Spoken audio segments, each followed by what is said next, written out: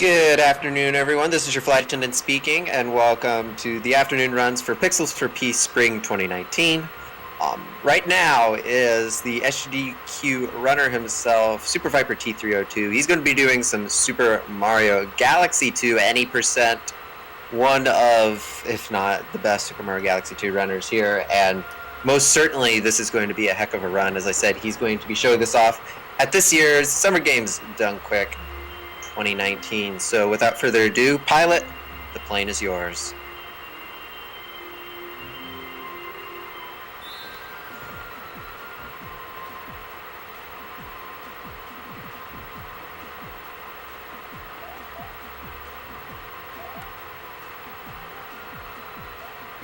Alright, looks like I'm live. So what's up everyone? As Commander just said, I am SuperViperT302, and this is the objectively better of the Galaxy games here. So let's go ahead and get started whenever you're ready for a countdown. Are you ready? I don't know if a host is actually going to be one, but okay, let's just go ahead and get started. 3, 2, 1, go. Alright, so Super Mario Galaxy 2, in the nature of Super Mario Galaxy speedruns, the run starts right off with about 2.5 minutes of intro. It's pretty basic, but the action will pick up soon afterwards. So to start off, we have the short little 2D section here. Right off the bat, we're going to be introducing you to the fastest form of movement in this game without any special powers, which is long jumps. Pretty self-explanatory. You just move forward and long jump like this. So that's best for crossing large distances when you don't have a power-up at your disposal. And within the minute of the game's story here, we're going to be introduced to this little Master Luma. And he's just going to kind of go in Mario's hat and give us the ability to spin. Spinning basically lets you do everything in this game. You can gain more height out of your jumps, you can take launch darts, you can kill enemies with it, you can break open objects. You basically can't beat the game without it. Alright, right here is the first trick of the run coming up. Nice, I got it.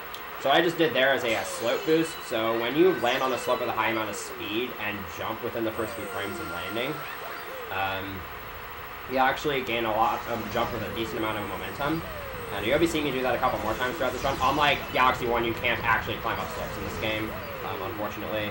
But you can still get some of those nice little boosts here. So while I'm in these cutscenes here, I'm going to explain how any percent in this game works. Because if you notice, the estimate is 3 hours and 50 minutes, and that's because in order to actually beat this game, you need to collect 70 stars in order to unlock the final Bowser level, Bowser's Galaxy Generator. There's just no other way to get to it early. And within Galaxy Generator, you also have to collect that star in there in order to actually beat the game. So this is essentially a 71-star run. There's 242 stars in this game, just for the record. So, yeah, but there's a lot of entertaining tricks and skips you'll be seeing throughout pretty much all of the 71 stars in this one, so it'll be a very good treat. So coming up here, I have potential to get a minor little tech skip here. I'm not really going to be going for it, but we'll see if I can try and get it here. Might get lucky here. So in this set of 4 text boxes, if we go slowly on these first 2, I got it, nice. If you go slow, if you waste a few frames on those first 2 and then get that third one frame perfect, you can skip the 4th one, which saves like half a second. It's frame perfect in 60 FPS, so your best bet is to just mash through it and pray that you get it on the right frame.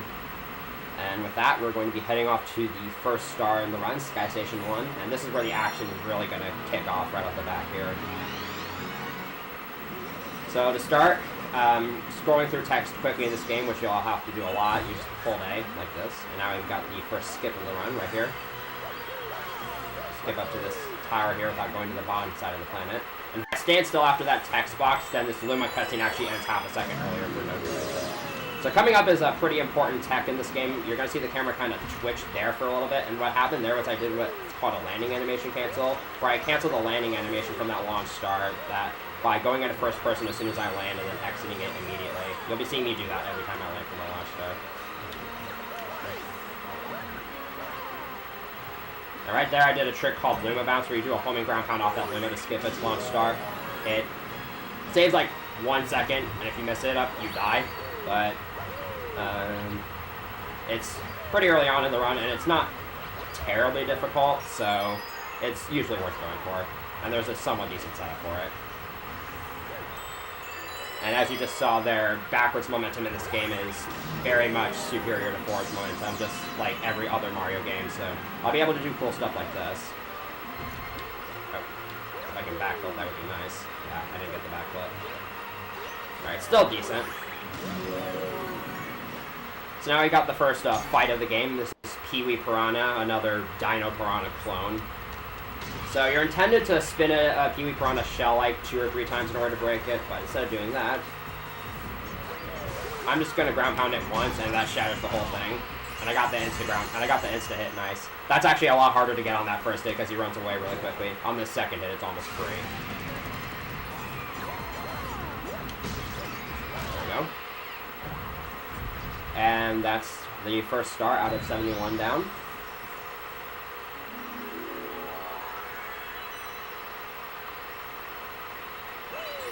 So I'll go ahead and say this now. There is actually quite a bit of downtime in this game. Mostly from like cutscenes that take place in between stars. There's usually anywhere from like 45 seconds to a minute of downtime in between levels.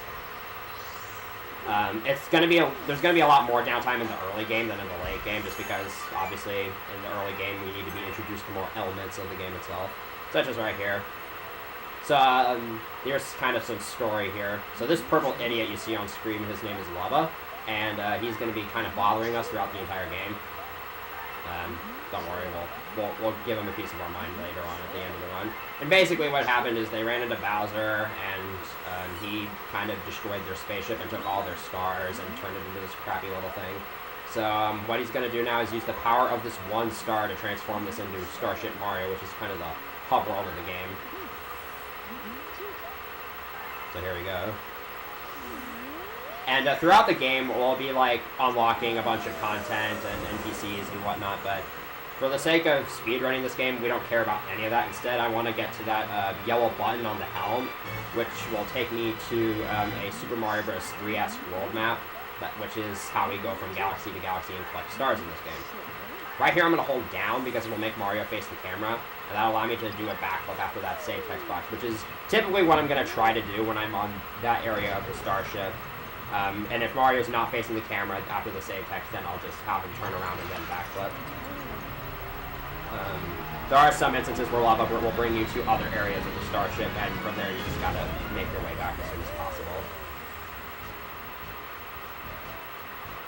Alright, so here I have 2 options as to where I could go next, and I'm going to actually head back to Sky Station to get the second main star, or Sky Station 2 as I'll call it.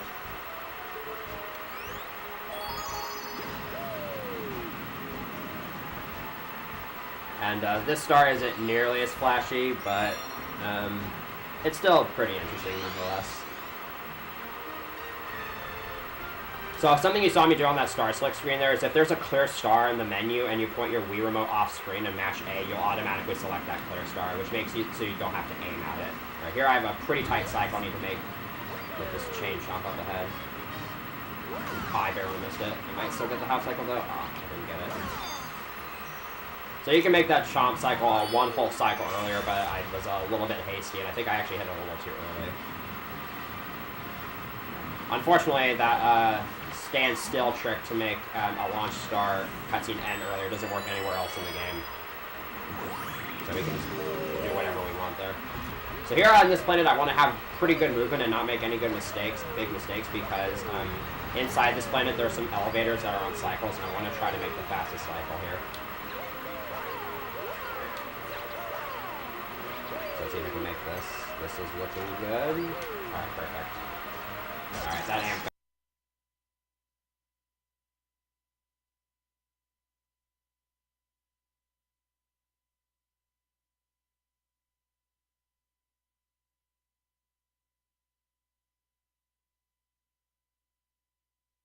Well, aside from that amp, that was basically perfect. So here are flip switches. You basically have to turn all these yellow and you'll unlock something, which in this case is another set of flip switches. And here's our first instance of Cosmic Cones. Okay, I missed that. I'm going to have to go back for it. So Cosmic Cones basically copy your movements, frame perfectly, and they make backtracking really difficult. They're not so bad here, but they get worse later on in the game. Okay. So that mistake there didn't cost me too much time. Alright, this last planet kind of speaks for itself. So while I'm on this planet, I actually want to quickly explain another method you'll see me go for getting landing animation cancels. The first method I explained again is you go into first-person mode as soon as you land and you exit immediately, but that's not always possible. There is an alternative that works in pretty much every situation, and that is you can actually jump on a specific frame when you land, and you'll jump out of the landing animation. And you'll be seeing me go for that at the start of almost every star in the run. However, once again, it is frame perfect in 60 FPS, so I probably won't get it too many times. Alright, so here Laba's going to mention co-op mode. So if you have a second player, then they take the role of an orange Luma, and they can like grab coins and star bits. They can hold on to coins, they can kill enemies. It's not really that useful for speedrunning aside from like one star, but I'll explain that later on. And I don't have a second person or have the skills to hold two Wii remotes at once, so I'm just doing this run with one player. For any percent, it doesn't really matter. So here's Yoshi Star Galaxy, which contains the most broken thing in this entire game, and I guess its name is Yoshi, where with Yoshi, there is a really big glitch we can do called infinite fluttering, which I will explain later. And that's a jump cancel, by the way, frame perfect. And with infinite fluttering, I'll be able to do a lot of really cool tricks, so I'll be going for a somewhat finicky skip on this star here with using infinite flutters. So, we'll see how this works here. This skip that I'm about to go for saves about 20 seconds and loses 40 if you miss it. So hopefully I can get this first try.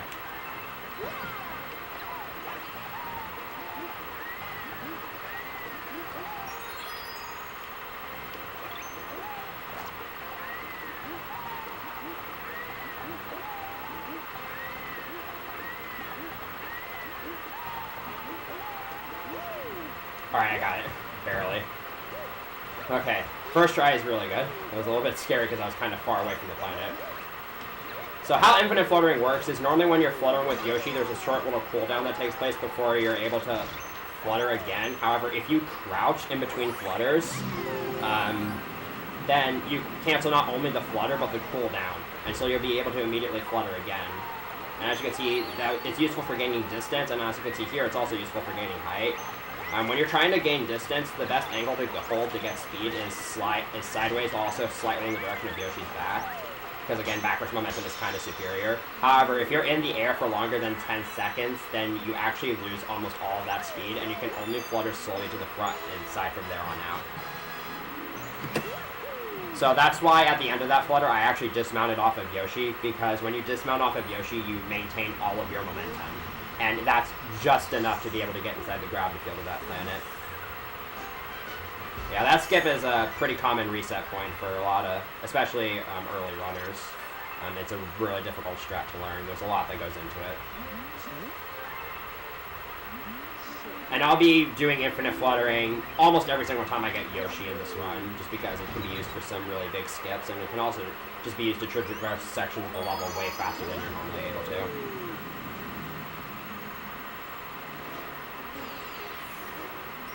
So Yoshi Star 2 is going to be the first really, really big infinite flutter skip. So in Yoshi Star 1, the flutter skipped one planet. Here I'm basically going to skip from the Yoshi egg straight to the boss planet, which saves like around a minute.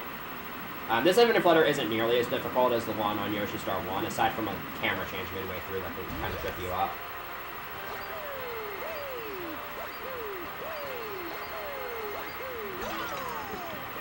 So here we go.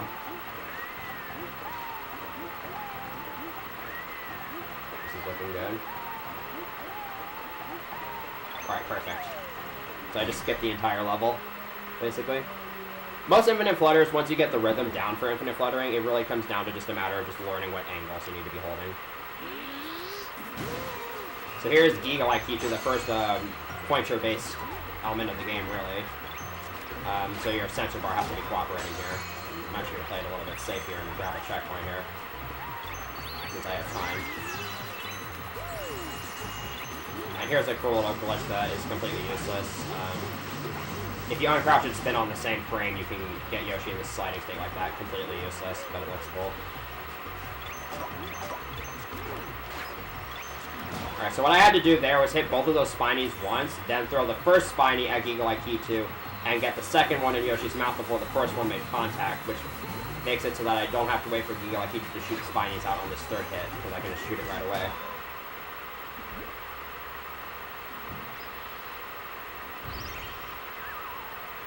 And that's Yoshi Star 2.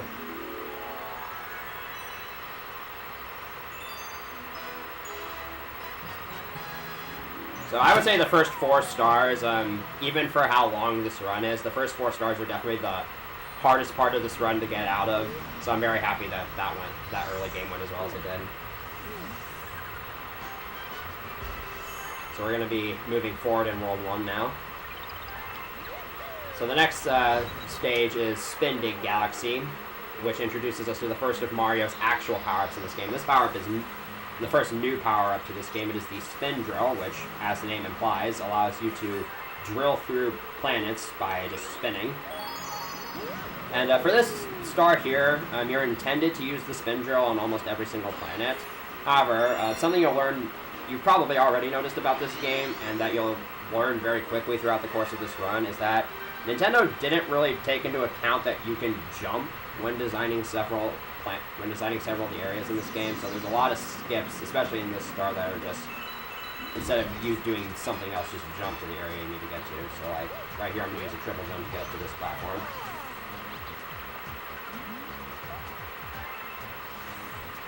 On this next planet, you're going to be seeing me utilize another homing ground pound, which you saw me do for a Luma bounce in Sky Station 1. Basically, a homing ground pound is where you do a spin and then follow it immediately with a ground pound, which will home in onto the nearest item, enemy, or NPC. And by doing it with that angle off the spin drill, I'm able to get a decent amount of momentum from it. So right here, I'm going to do some jumps to gain a little bit of momentum. And then I'm going to jump backwards against the corner of that pillar, which kind of clips me inside of it, and allows me to end up on that other side of the pillar without having to walk a few extra centimeters. Saves a few seconds. So this next planet is pretty straightforward here. I have to wait for the Luma at the end of this planet. So you probably noticed that I've been kind of trying to avoid coins whenever I can, although right there, those coins are unavoidable. And I've been shooting out star bits whenever I get the opportunity, and that's because if you have either in your inventory when you finish a star, then text boxes will appear that waste about 1 second each, so you want to try to avoid that whenever possible. And right there, I didn't want... Captain Toad's actually supposed to talk to you there, but you can just go into first person mode when you land and shoot him in the face, which skips that text. It's actually a pretty funny skip. So this is Dig-a-Leg. This boss is kind of the first major instance of RNG in the run. This first phase is pretty consistent, but once we get to the next 2 phases here is where it'll start to come into play. So right here, I want Dig-a-Leg to actually jump on top of me. He did not. Because what he would have done is, as soon as he lands on me, he would have jumped straight up and landed on the other side of the planet, and then immediately become vulnerable again. And that would skip all that jumping around. It's not a big deal if you get bad RNG there, but it can save a few seconds if you get good RNG. Alright, so right there, that's good RNG because he jumped on top of me. Also, keeping that yellow Diggle alive is actually a really good thing because he won't try to... He always spawned 1 there. If I killed that other one, he would have tried to spawn 2, which would have wasted a little bit of time.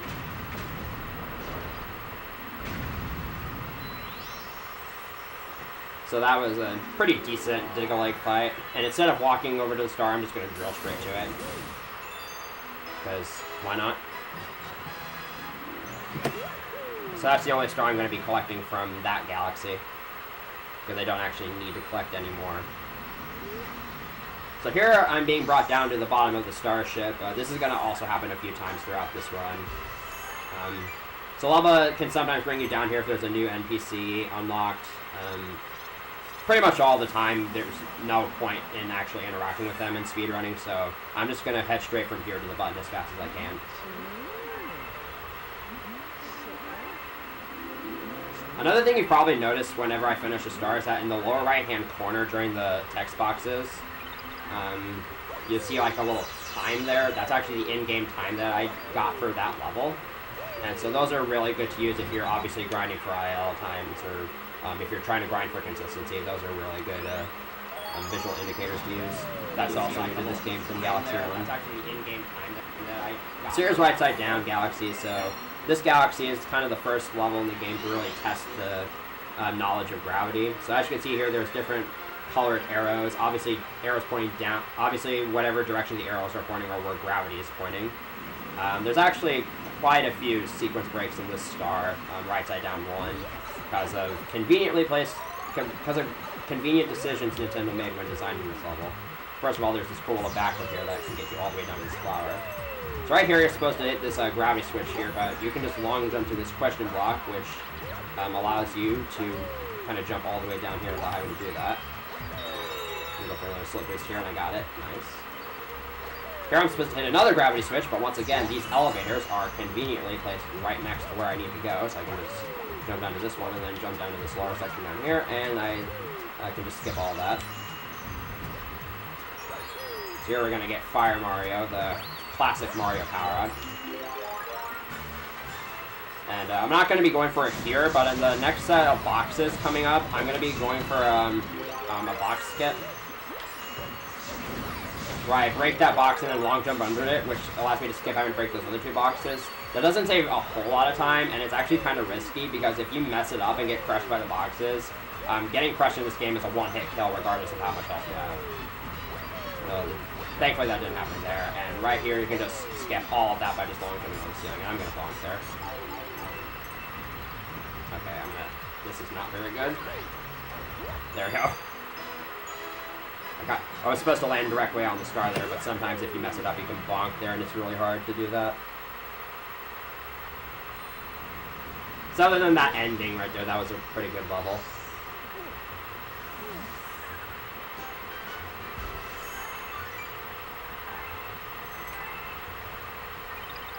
So I'm actually going to be heading back into the Right Side Down Galaxy, and this time I'm going to be collecting the secret star.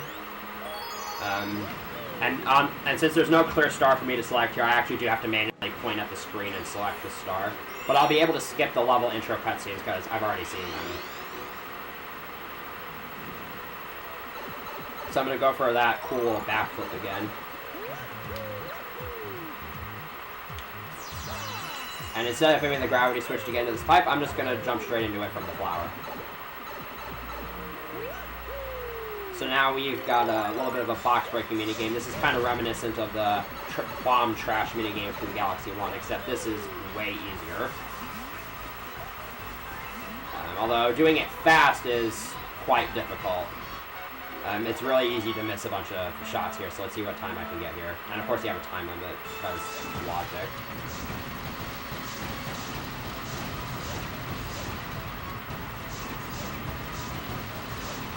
Alright, 11 on the timer is really, really good. You can get like a 12 or a 13 if you're really, really fast, but that's still pretty solid.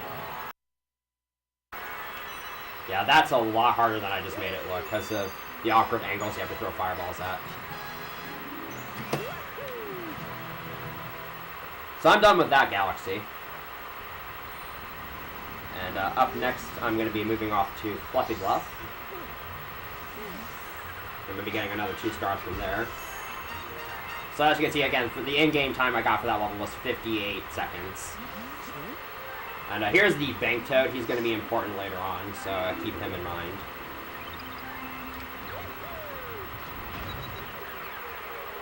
So Fluffy Bluff introduces us to another new power-up to this game, the Cloud Flower, which has kind of its own set of broken mechanics. There's a lot of interesting tech that goes into this power-up here that you're going to be seeing throughout these first 2 stars.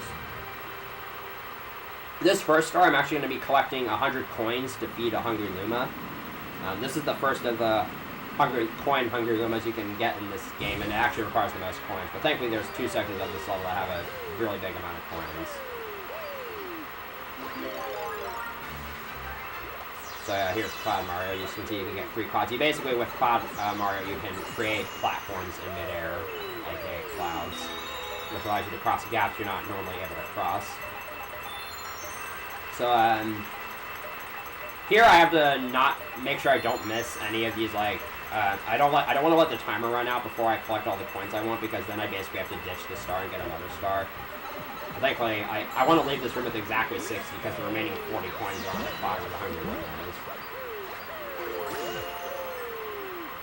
So hopefully I don't have the timer run out here either, otherwise I'll have to go down and, again, I'll have to get some extra coins. That should be fine though. Alright, perfect. So I'll talk to this guy now. And just feeding this hungry limb of these coins apparently causes it to burst with snacky happiness and transform into an entire planet, because, again, Nintendo logic. And we got a little tower we need to climb here, and I'm just going to kind of basically let the climbing here speak for itself, and then I'll explain how the physics work after.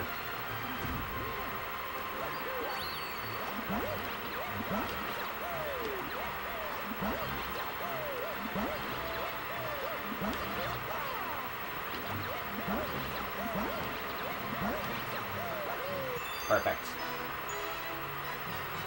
So how the climbing up that tower kind of works there, first of all, if you crouch after you make a cloud, then you'll cancel the cloud making animation and you can move immediately afterwards, which actually allows you to do an extra thing where you can utilize kind of the upwards bounce of the cloud to gain more height from your jumps. Because if you jump in this game while a platform underneath you is moving upwards, your jump gains a lot more height. And that can be used to scale that tower really quickly.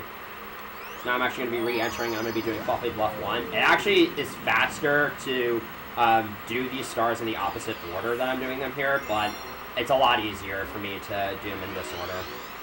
Do a couple of different factors here. So here at Fluffy Bluff 1, I'm actually going to be not even going the direction I'm supposed to be going, because I'm going to be doing a really big skip here, using a Cloud Mario here. So I'm up to this cloud here, and then long jump off the corner of it.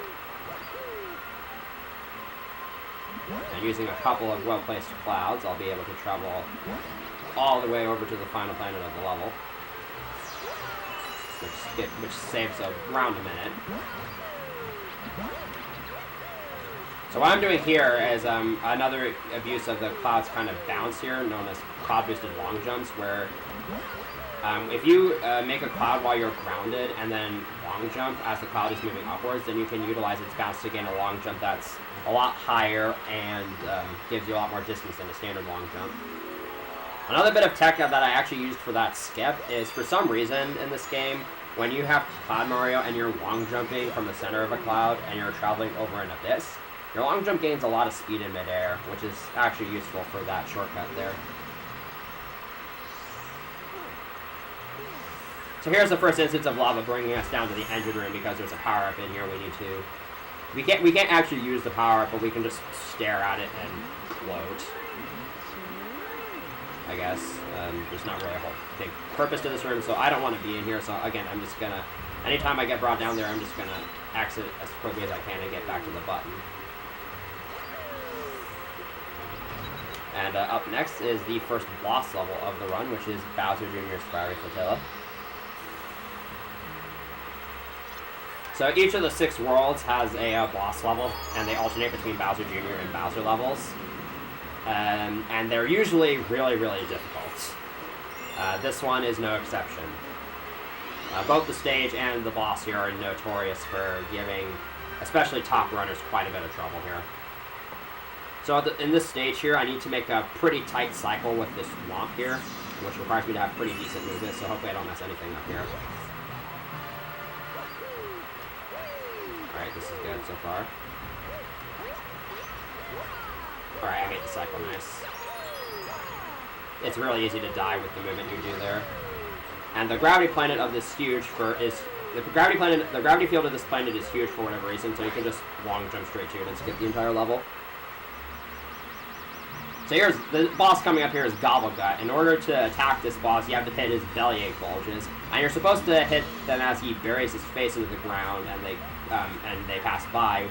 But you can actually hit them while he's in the air. And with the strats I'm going for, if I make one simple mistake in inputs, it can snowball into like 5 to 20 seconds of time loss. So what I'm going to do here is I'm going to try to attack the 5th, 6th, and 1st bulges respectively, just by jumping to each of them and hitting them in the air at specific times.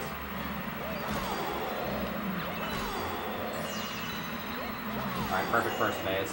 So now on the second phase, I'm gonna run down in a straight line to make them follow me and get close enough to the planet to where I can turn around at a specific time and just get the last 3 bulges back to back to back.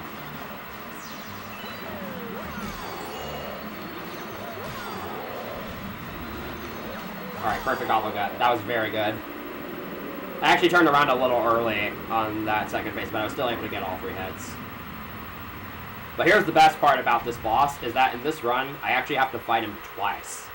Once here, and then once for the comet. So in about an hour and a half from now, the game will get another chance to show you how bad that fight is. So that's it for World 1.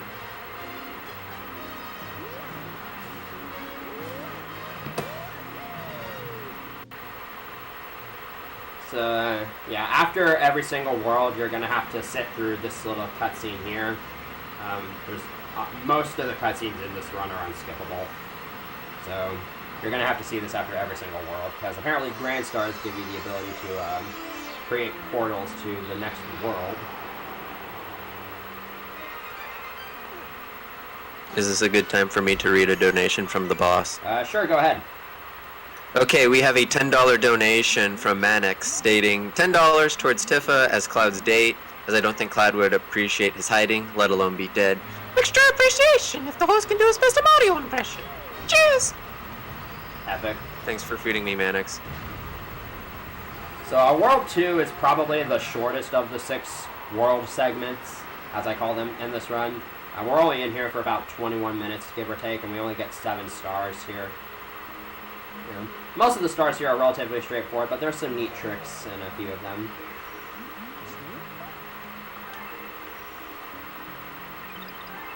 So to start off here, we got Puzzle Plank. Aside from having one of the most famous songs in the game, this has a really cool... This entire game soundtrack is really awesome, and this stage in particular doesn't disappoint. For the most part, though, this stage is relatively straightforward. There's a couple of tricks you can do. But, yeah. So, this stage is all about puzzles, as the name implies, so you just gotta... You're supposed to, like, ground pound these puzzle pieces into the right places. And the bottom right one here always has the Lone Star in it. So here I'm going to skip going to the bottom half of this planet and ground pounding puzzle pieces by just backflipping straight to the Lone Star. Something I should point out about spins is that you want to be, if you want to gain more height out of your spins, you actually want to be holding A, because and with Mario you want to spin with the Wii remote, whereas with the you spin lower with the nunchuck. Alright, I'm gonna try to not be too risky here because I didn't get the checkpoint at the start of the section, so I really don't want to die. Because unlike Galaxy 1, in this game you actually have to hit checkpoint flags in order to get checkpoints. Whereas Galaxy 1, you just automatically get them.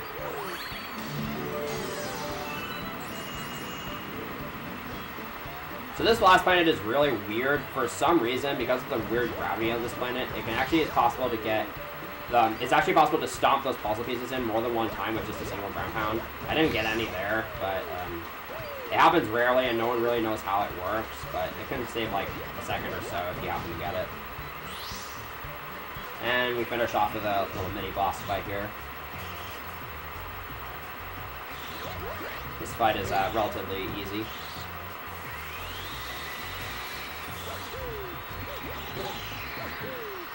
And that's it for Puzzle Plank.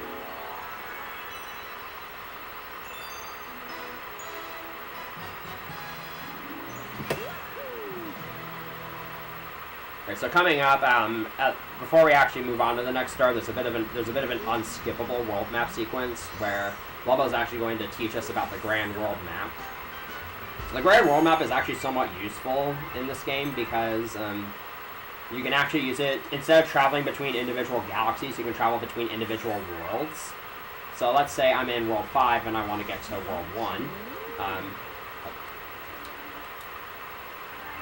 Okay, I don't know what happened there, my controller just stopped responding. But let's say I'm in World 5 and I want to get to World 1. I can just zoom out to the Grand World Map and go straight from World 5 to World 1 instead of having to go through every single individual world. So I won't start world jumping until midway through World 3, but that's going to become important for a couple of backtracking sessions I'll need to make later on.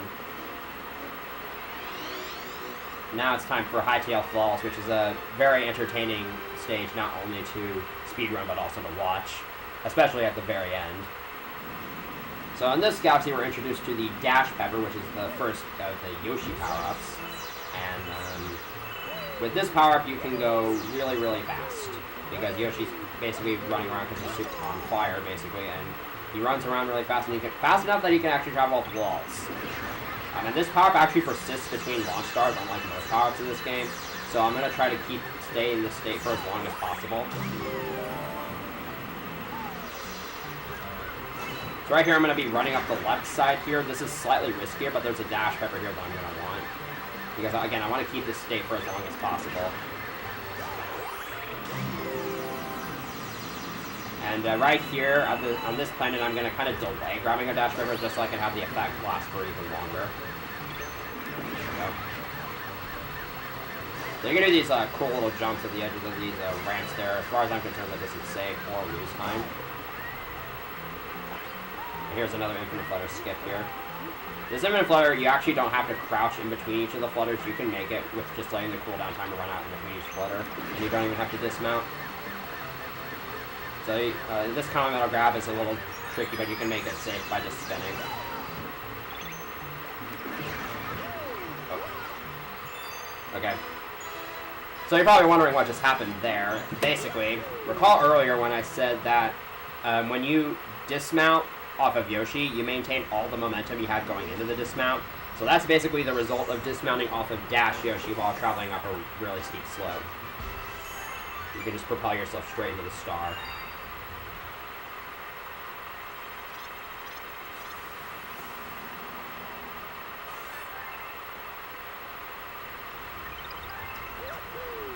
So up next is Cosmic Cove Galaxy. This is kind of the first of the, like, somewhat slow water levels, but there's a couple of quick stars I can collect here. So the routing in this galaxy is actually somewhat unique compared to most other galaxies in this game. So there's a Hungry Luma in this galaxy that requires 15 coins to feed, and I'm actually going to be feeding it while I'm doing Cosmic Cove 1 instead of just feeding it and then going straight to the secret. So here I'm going to grab these star bits, because when you kill these enemies, these worm enemies with star bits, you'll get coins instead of star bits. And I'm using the shell here, because unlike Galaxy 1, you can't just spam underwater spins to go really fast. There's actually a cooldown in between spins, so it's actually better to just use the shell. So I'm going to kill another one of these worm enemies with star bits to get another coin.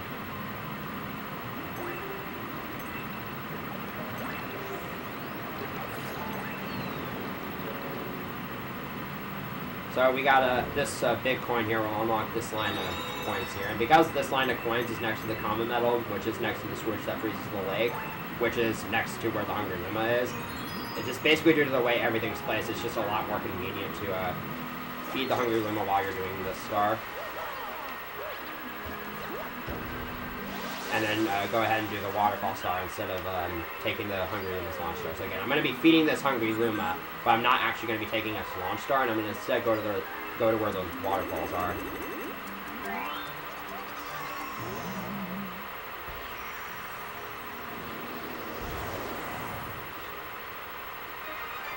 These waterfalls are a little bit weird. It's never really happened to me, knock on wood, but I've seen a couple of clips of players who've actually been unable to wall jump off these waterfalls. It's really weird, and I don't know why it happens, but thankfully it didn't happen there. And that's it. That was a pretty decent Cosmic Cove 1.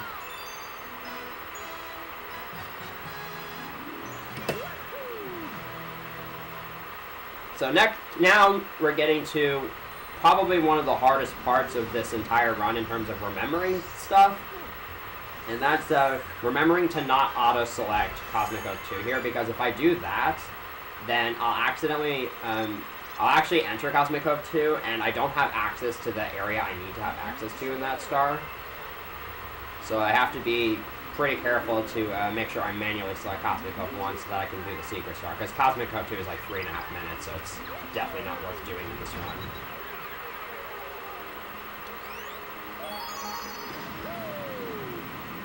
So again, I just have to make sure I'm pointing at the screen here, and I select Cosmic Hope 1. There we go. And again, I can skip the cutscenes here because I've already seen them. So now I'm just going to head straight over to where that Hungry Lumber's launch star is, because it'll still be available, and I don't have defeated the coins again.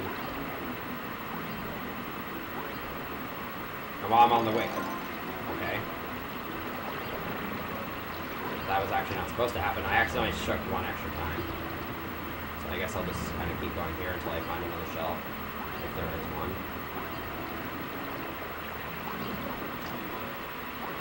This is kind of bad because I would like some star bits here.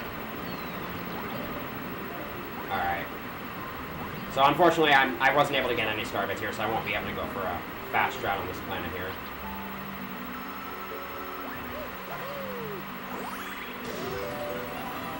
So for this bunny, I'm going to actually do the intended strat here because I don't have any star bits, but what you can do is stun it with star bits, which will cause it to run the wrong direction, and it allows you to catch it without having to hit the switch to freeze the lake, but this is only a little bit slower. So yeah, had I not lost the shell, I could have gotten some star bits from the worm enemies, and I would have used those. And I grabbed a star bit at the last second. That's pretty annoying, and it happens quite often because you can't shoot a star bit out once you grab a star. So that was about 10 seconds lost, but that wasn't horrible. So yeah, that text box is what you skip by not having any star bits in your inventory. So I'm actually going to be heading backwards in World 2 to go to Boulder Bowl. I could have done this star a little bit earlier. However, I actually want Boulder Bowl 1 to be my 15th star, so that a couple of events overlap on the starship that will end up saving me quite a bit of time. In terms of Boulder Bowl 1 itself, there is a gravity skip I can do here that will allow me to skip that planet over there, which is really, really slow and involves killing a bunch of enemies that take forever to kill. It's really tedious. But this skip is actually possible both with and without the rock mushroom, but it's a lot harder with the rock mushroom, and I have to use it for the star because of the common metal over here. And I accidentally went the wrong way. Alright. There we go.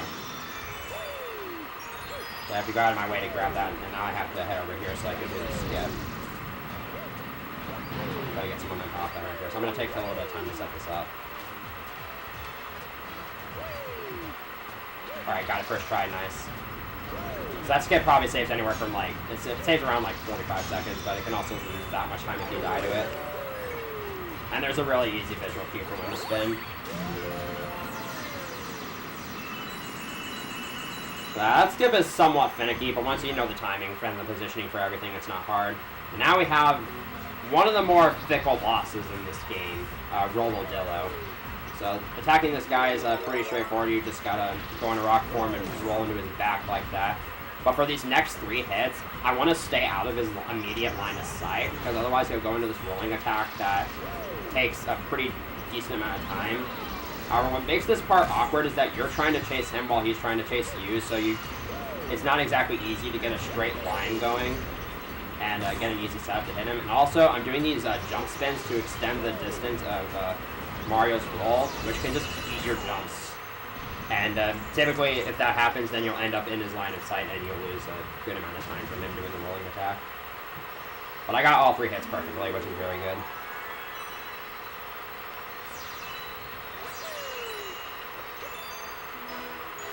So that's that star done.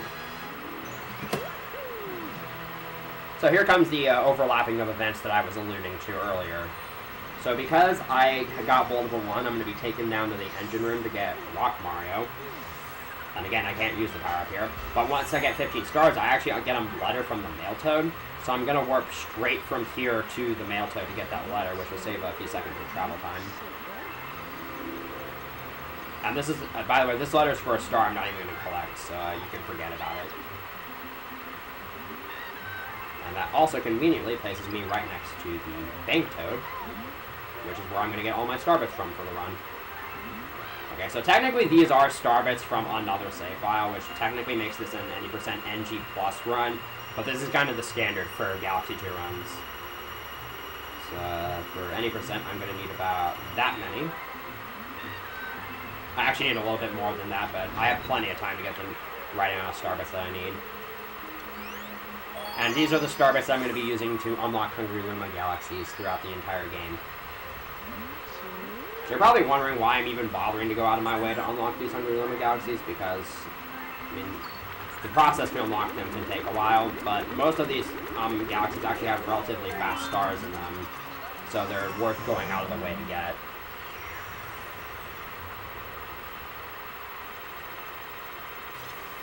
Like, for instance, the star that I'm about to get in this level is very, very fast. So Honey Bloom Galaxy is kind of supposed to be that galaxy that's all about the B power-up, which is extremely slow. And the main star here is almost 2 minutes long. However, there is a secret star located right at the start of the level that takes less than 20 seconds to get. So once again, I'm just going to kind of let this speak for itself here. The movement here is really flashy and not terribly hard.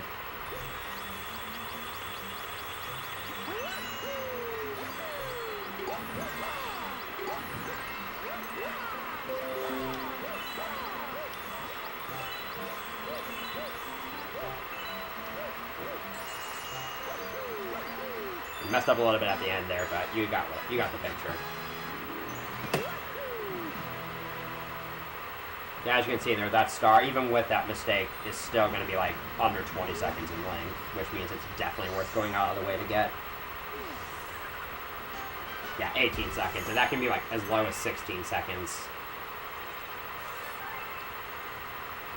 So here's another little overlapping of events here. When you get 16 stars, this sign by the helm appears, but also when you get Honey Bloom Secret, there's a B that appears, and again, I don't care about it. So I'm just going to head straight to the button.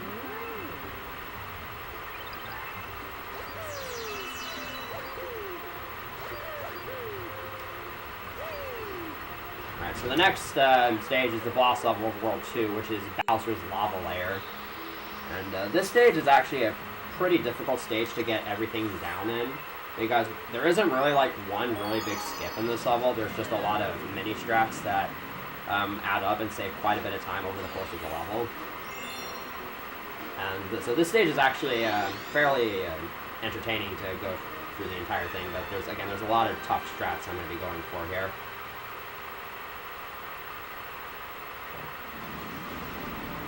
This is also one of the longer levels in the game. So at the start here, you're supposed to kill a Magic Koopa here to make a full start here so you can get to the next section, but instead of doing that, I'm just going to long jump into the planet's gravity field. And here I'm going to skip this spring by doing a side flip instead. So here's the first time I'm going to be grabbing this life mushroom, which gives you 3 extra units of health. I'm going to be using this to do some lava boost skips. And it's very important from this point onwards that I don't go below 4 health, because one of the skips in this level actually requires me to have at least 4 health. Alright, so here I'm going to be doing some lava boosting here to skip this hammer throw fight. And here I'm going to turn the camera to get the womps off screen so that they're not in my way for later, and I'm going to be going for a lava storage triple jump. I'm going to double jump into the lava, which stores a triple jump, and that allows me to get this helmet a little bit quicker. Nice. The timing on that can be somewhat tricky.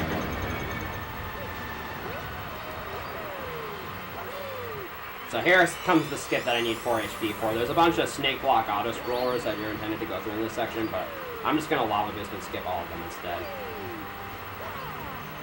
So what I'm going to do is I'm going to bounce on this first statue, and after you get that bounce, when you land from a lava boost, you're actually able to move the next time you touch the ground, which holds true even if you land in the lava between the bounce and when you land on the ground next. So that's how you're able to long jump across those statues there. The spacing on that required is somewhat specific, and it's easy to die if you mess it up. Alright, so now we're just going to head off into the first Bowser fight in the run. The Bowser fights in this game aren't terribly entertaining. There's some manipulation you can do, but basically the way these fights work is Bowser summons some meteors, then he slams his fist into the ground and it gets stuck. And while he's trying to pull it out, you can ground pound the meteors into him. This first fight in particular doesn't have too much going for it. Again, later fights are going to have some other stuff that you'll have to worry about.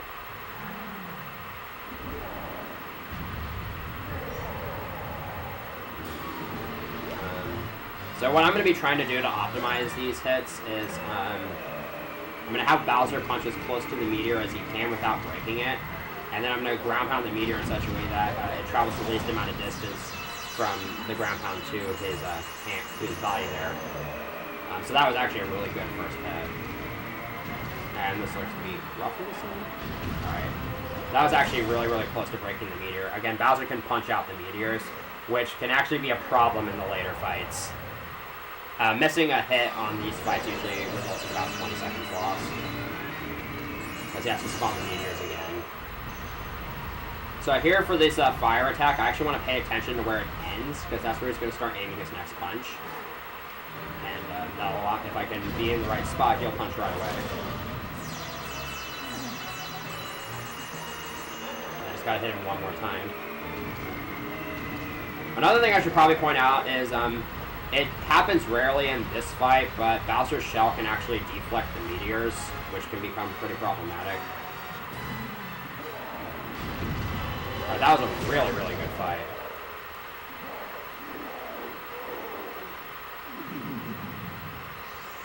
So I just gotta sit through a little bit of text and some cutscenes, and then we'll be able to collect this Grand Star and be done with World 2.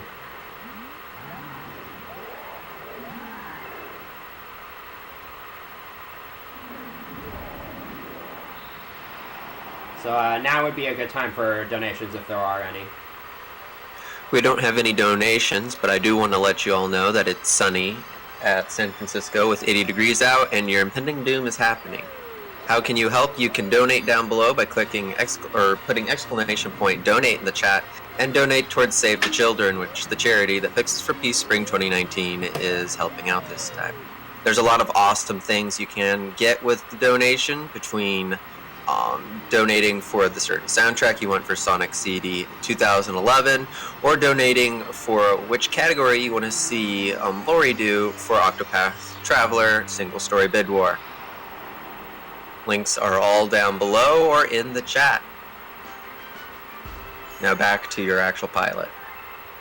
Okay, so World 2 was, as you saw there was a mostly simple stuff to do with that world. There was a couple of big tricks, but for the most part, nothing too serious. Now we're going to be moving on to where I would consider the run starting to actually get difficult. Mistakes start becoming a lot more costly in this portion of the run, and the straps and skips become a lot more difficult from here on out.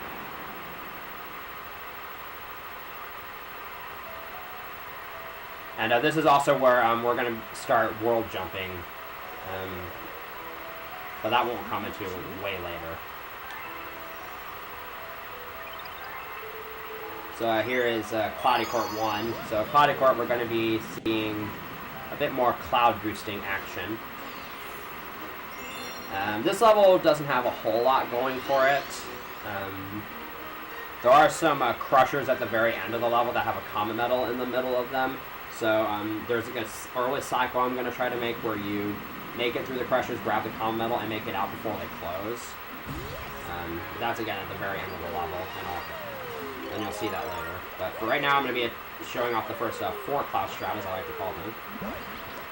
So I'm going to do a cloud boost into that cloud flower, which will replenish my cloud stock and allow me to use the remaining 3 clouds to cross this gap here. Okay, that was really weird. Getting on this drum is a little bit tricky sometimes. I need to have all my clouds here, so I can use them to skip this launch star here. So basically you do a cloud boosted long jump into the cloud flower,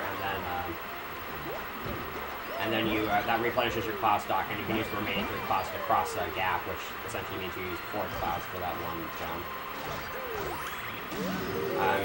There's a 2D section here. I'm going to do another 4 cloud strat here, and you'll get to kind of see again how it looks.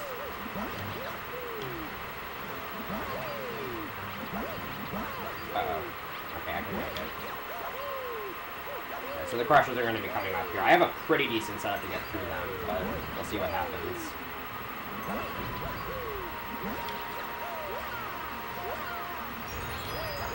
Alright, made it. Nice. Alright, that was actually pretty sloppy, but I didn't die and I didn't really make too many major mistakes, so that's really all I can ask for, especially in a reset list. And I made the early cycle, which is still really nice. So again, just to kind of show you the comparison here, I got a 119 IL time, and optimal time for me for that level was around 107. So that wasn't too great.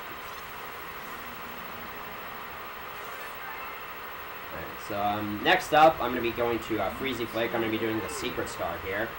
And I'll go ahead and spoil it. It's a mini game. We're gonna, if you remember the chimp from Fluffy Bluff 1, we're gonna be seeing him again, and he's gonna challenge us to beat his high score in a skating mini game. It's pretty easy to beat the high score, but you can't actually stop the timer early by beating it. You have to, the mini game duration is fixed at 40 seconds, and it doesn't really lose time to go for as high of a score as you can. So, chat, if you're willing to get bets on what score I'm gonna get, you can guess anywhere between 500 and 900, and only guess in multiples of 10. So like 520, 670, 730, stuff like that. So, Commander, do you have any guesses?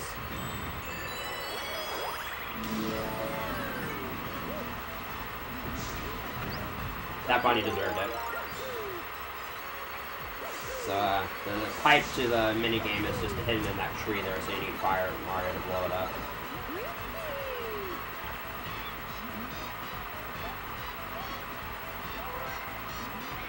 So the way this skating minigame works is the patterns of these little gummits, the patterns that you can get here, they're not random, but they can be rotated one of 4 different ways. So you kind of have to know the movement for all 4 patterns here.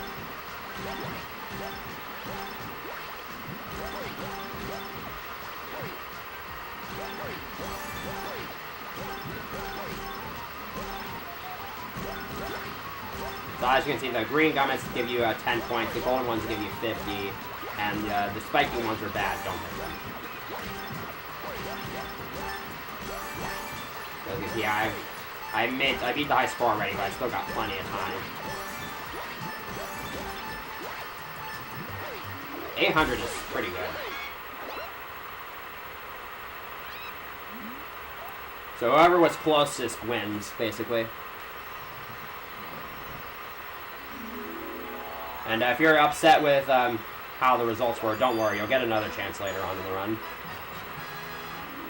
You have to wait a little over an hour, but you'll get another chance, don't worry.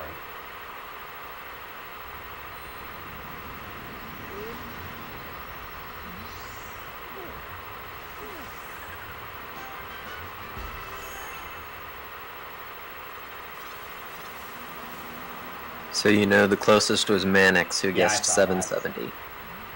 So congratulations, you get the satisfaction of winning. So next up is Freezy Flake 1, and this is somewhat of a challenging star.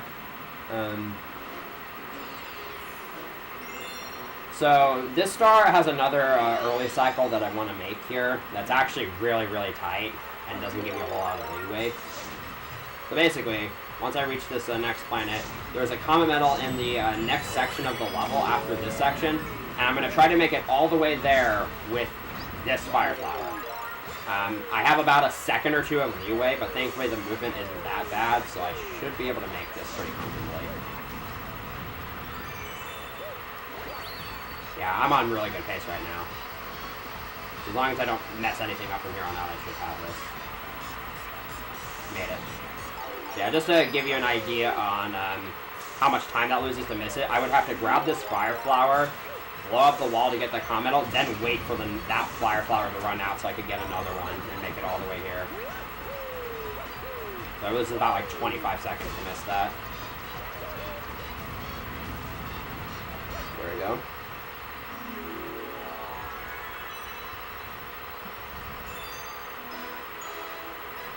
So again, the cycle is somewhat tight to make. As you saw, I made it to the comet medal with like a second left in the Fire Flower. But once you have the movement down, you can make it almost every time.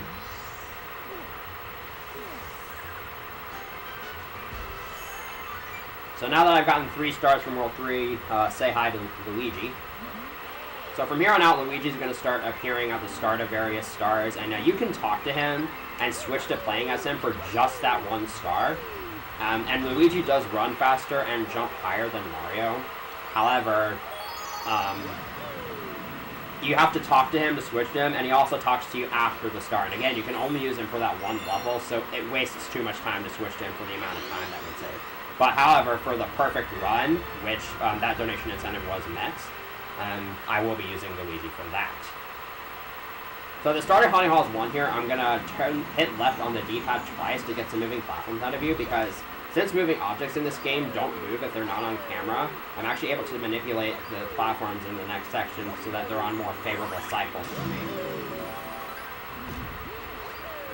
You're not actually normally able to get a camera cancel there, but I was able to get one there by going into first person mode on the frame that I landed. That's another frame perfect trick there. So yeah, this is the cycle that you can't make unless you do that camera manip at the start. Unfortunately, doing that does mean I skip a checkpoint, so I do have to be pretty careful. So those first 2 platforms are cycle-based. However, these 2 platforms actually move once you enter a certain trigger zone, and because again you can jump in this game, you don't have to wait the entire time on them. And the Comet Medal doesn't start moving until you enter the launch star, so it doesn't really matter how fast I go through that section. I have to wait for that either way. So really, the only part where you actually have to go fast is the first section. And here you get Yoshi, so guess what we're going to do.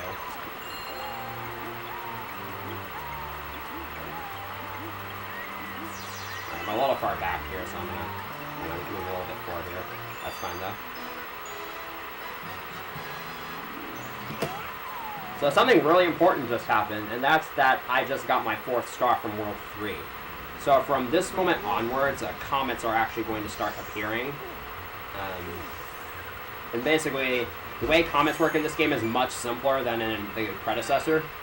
So unlike Galaxy 1, where the comets actually work on cycles, in this game, in order to unlock the comet, all you need are the comet medal from that galaxy, and a certain number of comet medals total. So for instance, for Cloudy Court's comet, which just spawned, I only need 1 comet medal, and I got the comet medal for Cloudy Court, so it's there. And similar to Hungry Limo Galaxies, sometimes it can waste time to go out of your way to collect comet medals, but comet stars are usually really, really fast. And so I'm going to be collecting almost every single comet that gets unlocked in this run. I'm actually going to be collecting a total of 32 comet medals over the course of this run. So this is the first Cosmic Clone comet, so basically I'm going to have Cosmic Clones following me throughout this entire star. Although for this first section I can kind of mitigate them if I just barely touch the edges of these starships. I can prevent them from spawning. It doesn't really save or lose time to do this, but it's a neat thing to show off. As you can see there, I managed to get all 5 of those starships without spawning any. So normally they're supposed to be Cosmic Clones that follow you throughout this entire section. But they're unavoidable from here on out.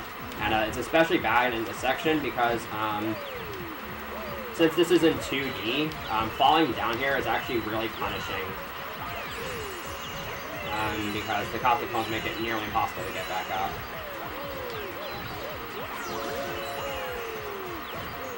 But I passed all the difficult parts here now, so I just gotta make sure I get to the end here.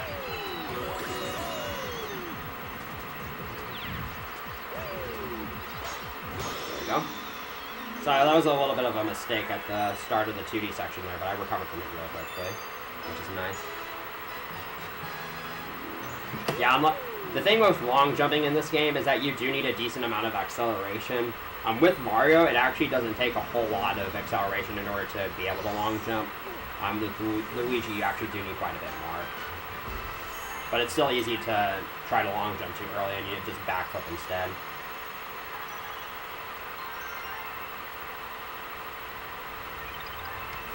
So next up, I'm going to be kind of letting the comets build up for a little while, and then I'm going to be making some backtracking sessions later on in the run to clean up some comets. So next up is Tall Trunk. And this is a fairly challenging level to do without making any big mistakes, because there's a lot of really difficult strats in this level.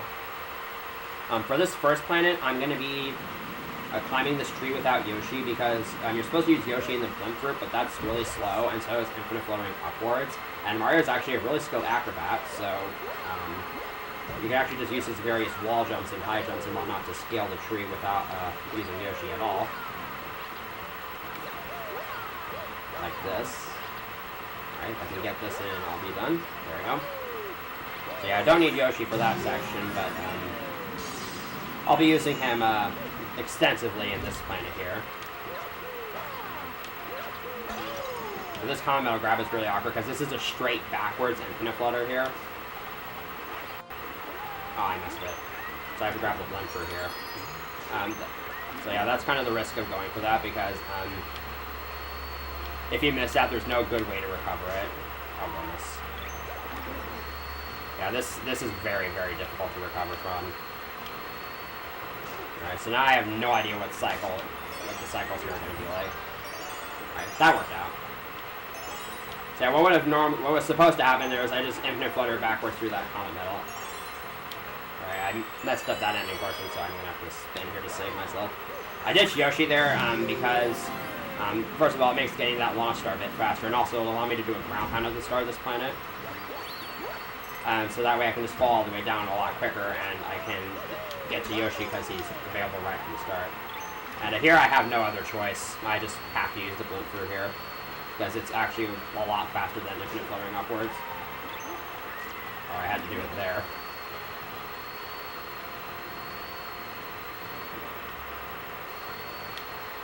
So here I'm going to be shaking out of the blimp fruit early using the nunchuck so I can keep the Wii remote pointed at that blimp fruit. So I don't have to like have my cursor spaz all over the place. There we go. And ditching Yoshi there just makes getting to the star like a few frames faster. There is one thing I want to point out, and that's something I actually did at the start of that last planet. It's called where I ground pounded out of a long jump. In order to do that, you actually need to do a frame-perfect ground pound where you spin and ground pound on the same frame. It basically cancels the spin and allows you to immediately ground pound.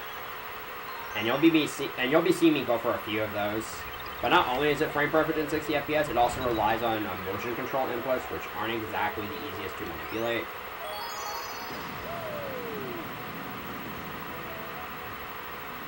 Anyways, here's Honey Halls 2. So this level is Long Jump Simulator 2010. This entire level is basically just a bunch of long jumps. I'll be trying to take turns as tightly as possible, because there's not really anything big you can do in this level.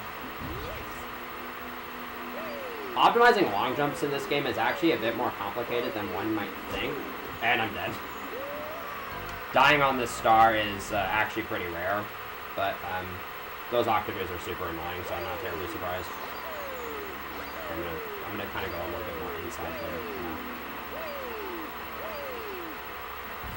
So optimizing long jumps in this game, basically, when you're initiating a long jump from a running start, you want to press Z and A at roughly the same time so that Mario doesn't enter the crashing animation, because otherwise he'll kind of come to a short little stop before he starts running again. So it doesn't matter too much how optimal your long jumps are, and also when you're chaining long jumps like this, there's a... Oh. Okay, I have no idea what happened there. So yeah, because I died the cycles, I'm not entirely used to, so there's a little bit of improvisation. I'm dead again. Yeah, dying on stars like this is usually really punishing. This is actually kind of embarrassing. I don't normally die on this star. Yeah. This star is actually really easy unless you die on it. Alright.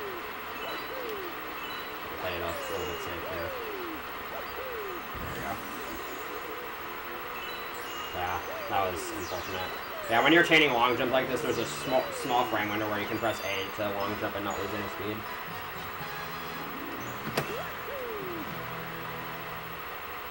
Yeah. It's honestly not... Even if I didn't die there, getting a deathless run of really any Galaxy speedrun is actually very difficult. I've only ever done 2 deathless runs of this game, and one of them was my Kiwi.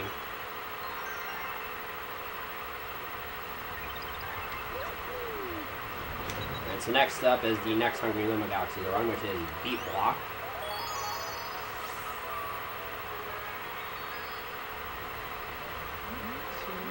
So this Hungry Luma is a little bit weird because unlike all the other Hungry Lumas in the game, the last star bit always shoots out late for some reason. Which actually makes it easier for me to time this backflip to the button. Which I do there because since you can move during those Hungry Luma cutscenes, it allows you to reach the button a little bit earlier than normal. Probably saves like a second at best. But in a run of this length, having small time saves like that can really add up.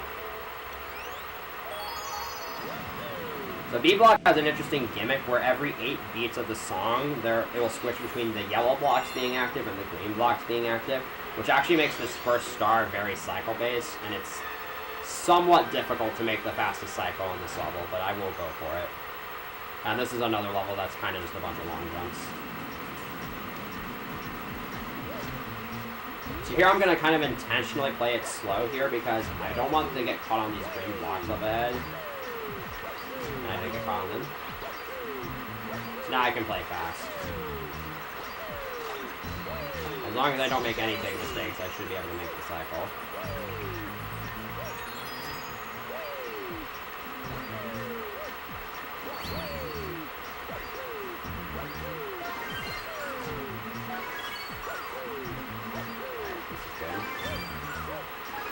Alright, perfect level. Very nice.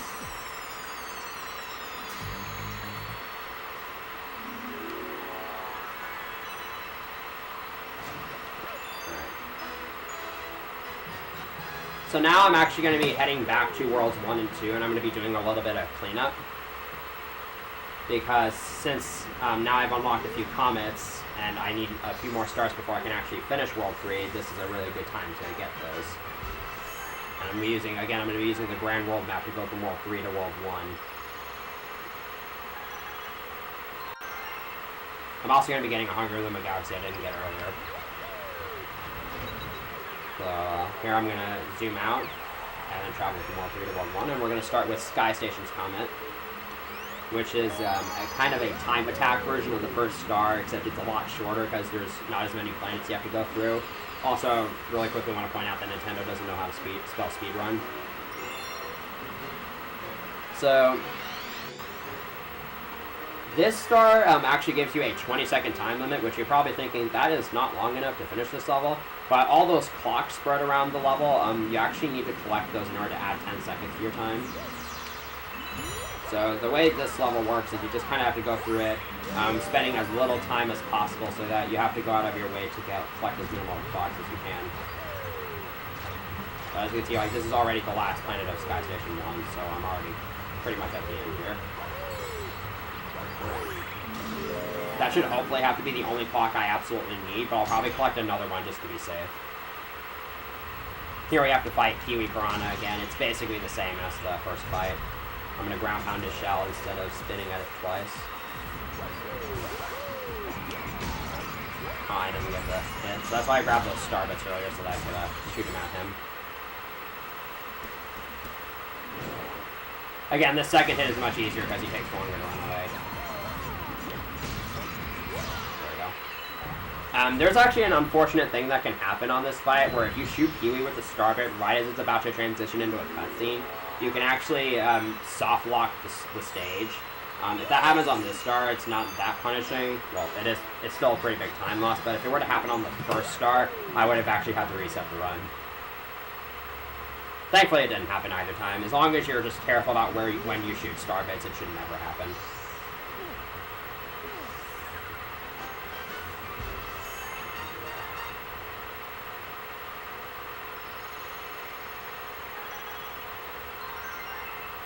Up next is Yoshi Star's Comet.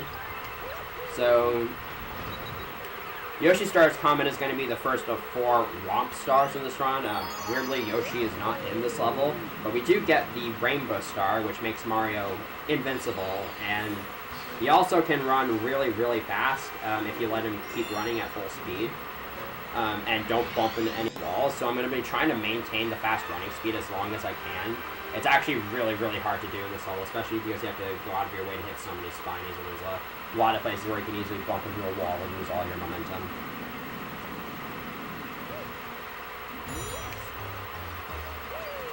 So yeah, I just have to kill all 30 of these spinies in under the minute-long time limit here.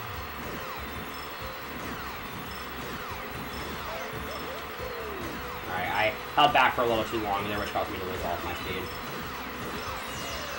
Another thing that is important to point out during the start is recall earlier when I said that moving objects don't update if they're not on camera. That applies to the spinies in this level. So it's actually possible to kill a spiny but then have it go off camera, which will cause the counter to actually not update. So you just have to be careful to make sure the spinies die when they're on the screen. There's been a lot of stories of players who have had they get to the end, but they have 29 out of 30 spinies, so they have to move the camera around a little bit.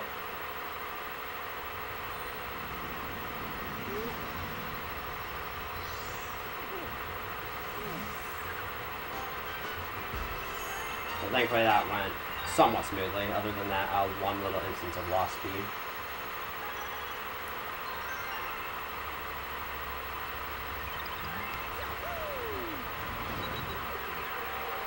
Next up is a Flip-Flop Galaxy. So this galaxy has a somewhat similar gimmick to a Beat Block, where there's a bunch of red and blue platforms, and every time you spin, it will switch between the yellow ones and the red ones and the blue ones being active. So casually for this level, you have to be keeping track of when you spin so that you don't accidentally kill yourself. However, that can actually be abused in this level because the platforms kind of rise up as they're switching, and as you hopefully remember, if Mario jumps on a platform rising up, that upwards momentum is applied to his jump, which you can use to gain a lot of height added to your long jumps. I'm going to be going for a grand total of 5 of these super jumps throughout the course of the level, and the first couple of them are actually really hard, and it's very easy to die to them. So I'm going to hopefully not die here. But they do look really cool and allow you to travel over the level a little bit quicker.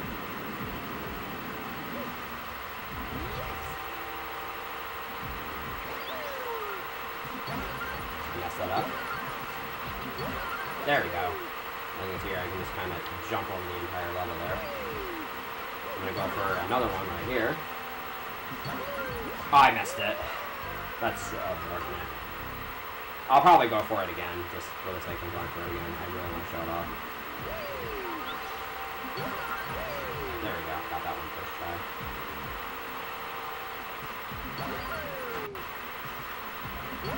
There we go. That's much better.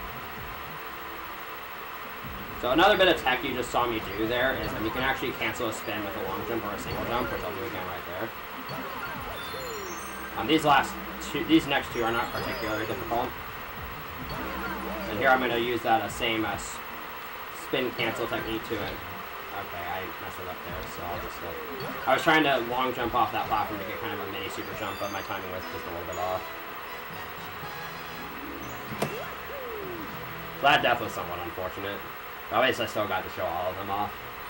And that went really smoothly the second time around, until the end there. So that's a fast start anyway, so you don't really need to go for those, but it just saves a little bit of extra time.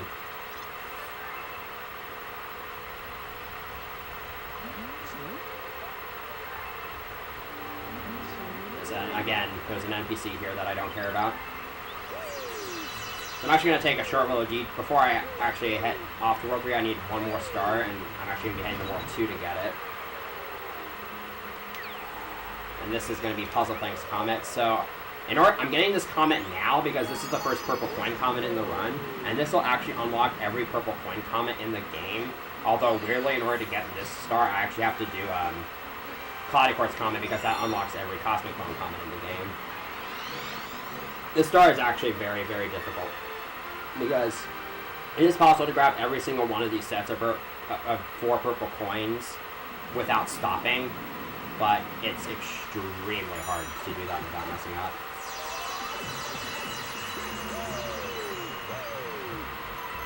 Let's see how this goes. This route is actually somewhat finicky. And messing up is usually a pretty annoying time loss because of all the cosmic bones running around. It's easy to get hit. Once again, I'm doing these short little hops here to keep Mario's forward speed going. Alright, that was actually really, really solid.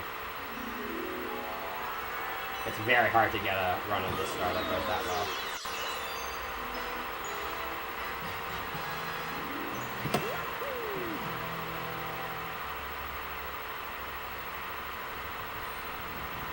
Alright, so now I have all the stars I need in order to finish this world.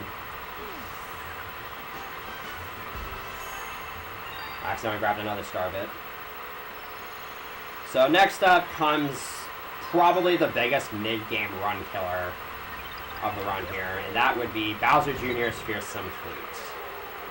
So the way this level normally works is there's a lot of auto-scrolls you have to go through, a lot of sections where you have to fire bullet bills at glass cages to break them and move forward. But the level's kind of all one height, and you get Yoshi right at the start. So you can essentially just abuse infinite fluttering throughout the entire level, and I'm going to be going for the harder variant of this level, which involves a flutter known as the question block flutter. So basically, this is probably the hardest set of flutters in the entire run. I'm going to infinite flutter from the Yoshi egg to an asteroid that, for whatever reason, has collision. And then I'm going to infinite flutter from there to the question block in the middle of where the airship should be. And then from there, I have to get a very precise angle and infinite flutter through a comet metal and go underneath a glass structure and dismount right at the end to make it to the end. This is extremely hard, and if I fail any part of this, I'll probably die. That side flip is actually a lot harder to get than I just made it look, because the angle is really awkward.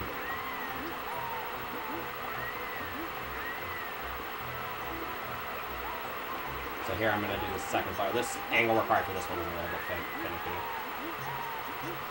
This is pretty good. So now I have to get the precise angle on this last flutter.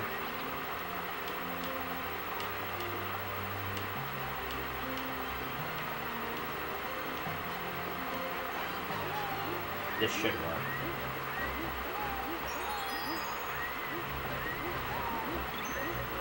You have to go really low there to dodge that gate. Alright, first try. It took a little bit longer than I would have liked to set up that last flutter, but yeah, the angle required for that, there's only like 2 or 3 angles that will actually work for that flutter, and you have to go really low there to avoid that structure, but the death plane is right next to you, so it's really easy to die. If I had died to that last flutter, I would have lost like a minute. So I'm really happy that I got that first try. And now I have Mega Hammer, which is another really, really annoying boss. For a multitude of reasons. So here I'm going to go back for a little bit, and I'm going to try to get an early hit here. Like that. I actually don't want to get an early hit for this part right here, because I want to try to cancel one of Mega Hammer's animations. I'm going to wait for a little bit. So when he's shaking his hammers there, he was getting ready to like smash them together, which would lose a little bit of time. So here I'm going to lure 3 bolt bills over here, and I'm going to use 2 of them to take out this back weak spot and try to get the third one in Yoshi's mouth. Oh, I didn't. I accidentally got knocked off of Yoshi, so I'm going to have to do a backup strat here. So if I would have tried to grab the third bolt bill and have it stored to the cutscene. But I can just do this instead. So Bowser Jr. is supposed to lower Mega Hammer's head here, so you can hit it with the bolt bills, but a side flip and some infinite and some fluttering will get you high enough to reach it. So I'm going to do that. I backed that up really nicely. That can be really difficult to salvage.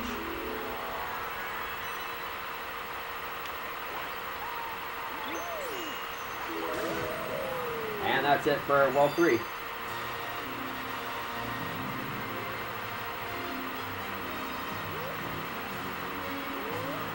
So unfortunately I made a couple of pretty costly mistakes over that world, but thankfully we're out of there.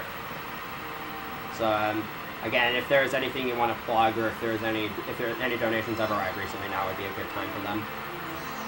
We do have one donation, which is a $5 donation from Oak, stating, "Have a good stream, my dudes.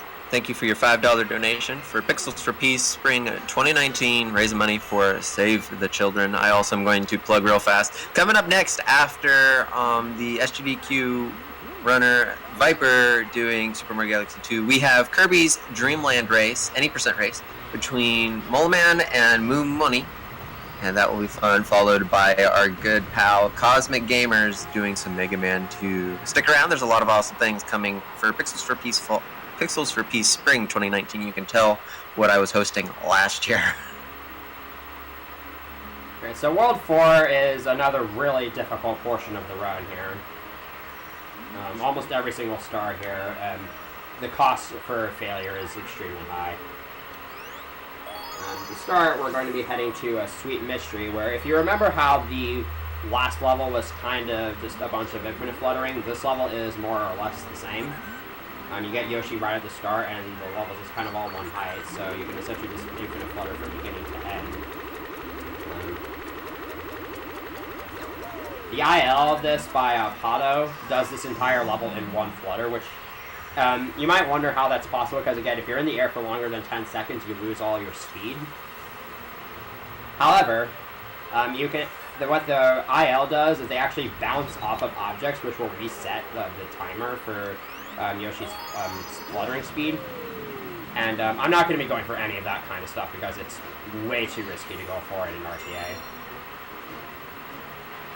So instead, I'm just going to be going for about 4 rather simple flutters. This first one is only difficult because the angle for it is a little bit awkward. And I'm going to try to go from the Yoshi egg all the way over to the common metal. And I'm going to basically have a blind angle for this. Alright, this is really far back, but this isn't going to be that big of a time loss as long as I don't die. Alright, there we go. So I cut my flutter a little bit short there. You can actually go all the way over to the common metal if you have a decent angle, but I do not have a decent angle.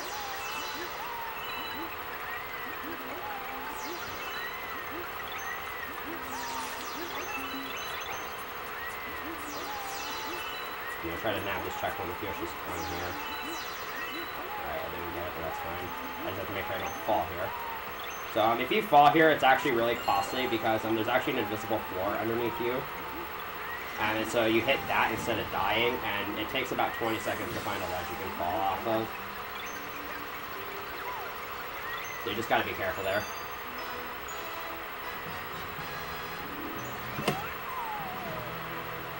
And thankfully that didn't go too badly. I managed to get all the infinite flutters with little issue.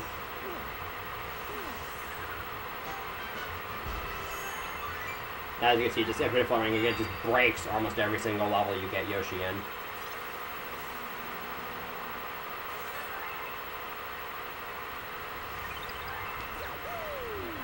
So next up, I'm actually going to be heading to Flintstone Galaxy, which is one of the most broken levels in the entire game without Yoshi. So this first star in particular has a pretty fan-favorite skip in it that allows me to pretty much skip the entire level here. I'm using a couple of really neat gravity exploits.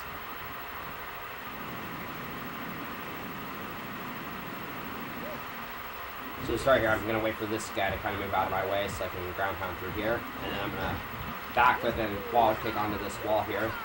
And make my way over to where the common metal is. And then here, I can just long jump off this direction. And get caught up in gravity of this planet. And I can jump onto the roof here. And then backflip and slide off this roof here to get a little bit of momentum. So I'm falling with a slight amount of backwards momentum, and once I get close enough to the boss planet, I can spin and enter its gravity field. So that skip saves a really big chunk of time. And it's honestly not terribly difficult.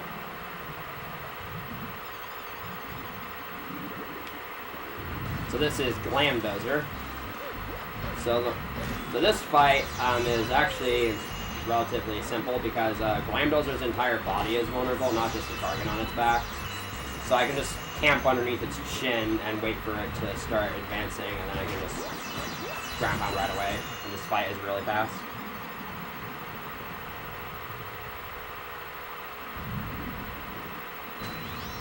That was a really clean level.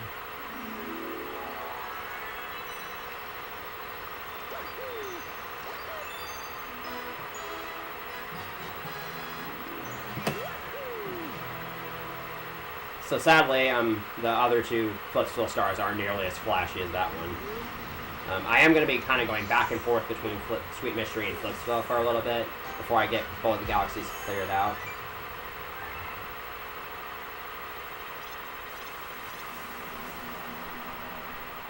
Because the way spawning comets works in this game, in addition to needing every main star from a galaxy, which is basically any non-hidden stars, you also have to have at least one star in between the last main star and the last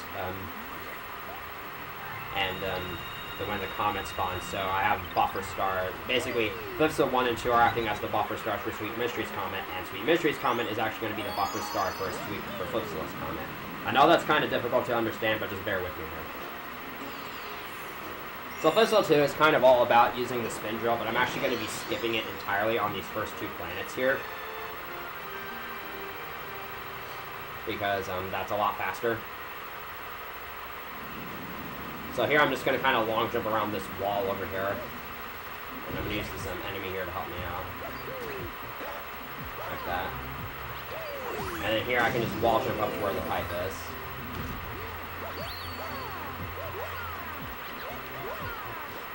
Now we're getting into one of the more technical areas in this game, so let's see if I can make this.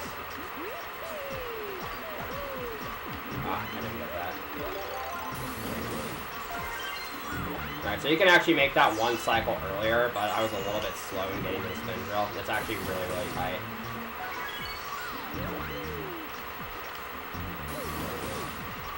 So I lost one whole cycle there. And from here on out, this is kind of half auto-scroller, half cycle-based, because you do have to make sure you make all the cycles, but there's also a lot of waiting.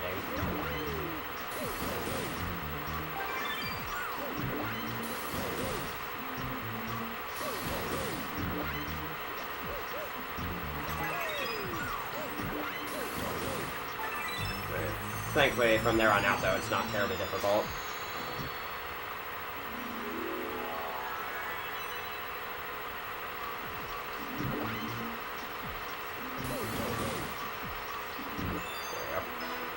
Got the gravity switch at just the right time.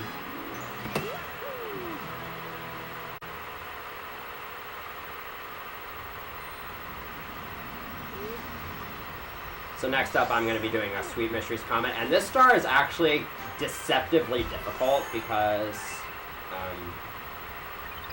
Yoshi actually walks really, really fast, and this is another purple coin comet. And again, because Yoshi walks really, really fast, you want to stay on the ground as much as possible, but this makes it incredibly difficult to collect all the purple coins without missing any. You have to be really focused here. Also, every time I jump, because Yoshi's actually slower in midair, I'm going to be double tapping A to do a kind of short flutter so I get canceled. And so that way I can stay in the air for not as long. So I'm going to kind of try and focus here. This star doesn't have a whole lot going for it, but let's see how this goes.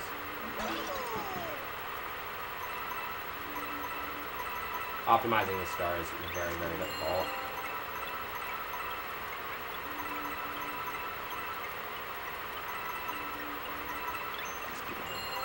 That lineup right there is very hard to get. Oh.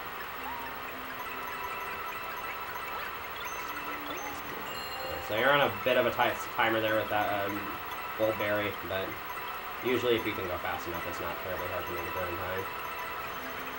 So far this isn't going too bad.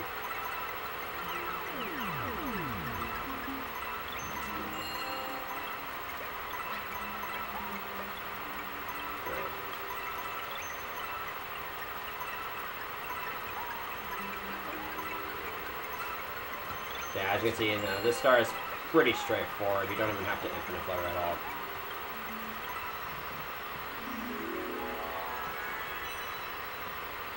And there we go.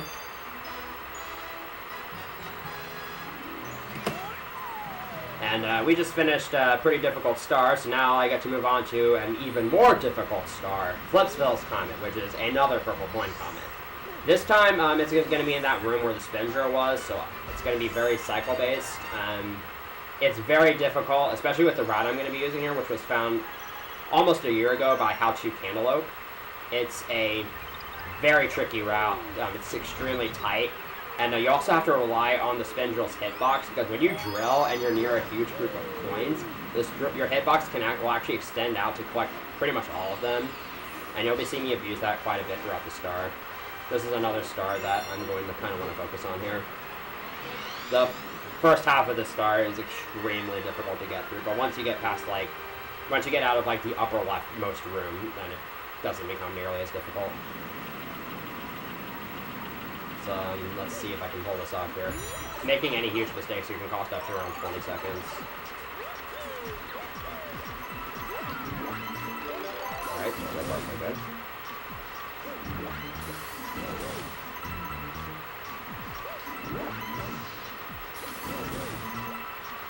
Alright, so far we're doing pretty well. So as you can see, I just drilled there and I got all those coins. Alright, there's a side flip here that's really difficult. And I got it, nice.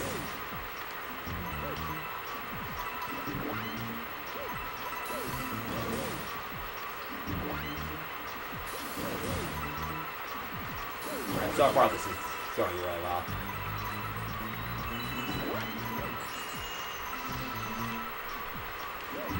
Alright, from here on out I should be good.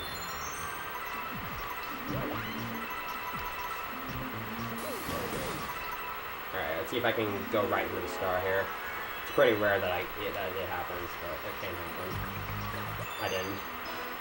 That was still really good. So I actually executed that route perfectly.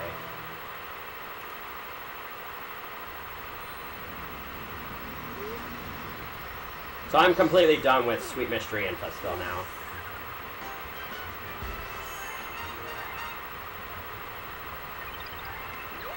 And now I'll get to move on to bigger and better things, quite literally, because here is Supermassive Galaxy. So this is Galaxy 2's take on the giant world from Super Mario Bros. 3 and Tiny Huge Island from Super Mario 64, where everything is big. And there's I'm only going to be collecting one star from this level because every other star basically requires going through this level again, and it's already long as it is. So right here I'm going to be turning the camera at the start to get the pipes and the thwomps off screen, just so their cycles are a bit more favorable for me. And I'm going to be going for a somewhat difficult pipe jump here to skip about one thwomp cycle here. I'm going to again use the uprising of this pipe to get a bit of a boosted long jump here. There we go. Yeah, it's easy to die if you mess that up. But I made it. And on this planet, once I grab this spin drill here, I can just kill this first Koopa, and then I can just not have to move laterally at all. And I can take out the other two pretty easily. So, don't even have to move there.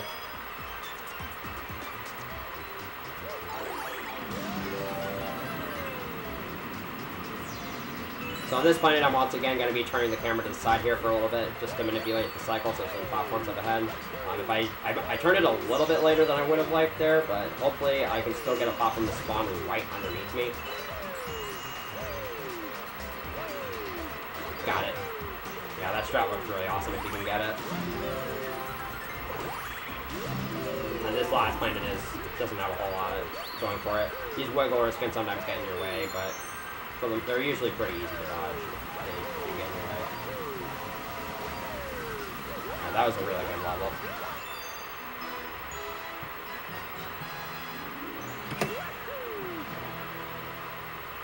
So that's the only star I'm going to be getting from that level. But I grabbed the common medal anyways, just so I can add it to my common medal total.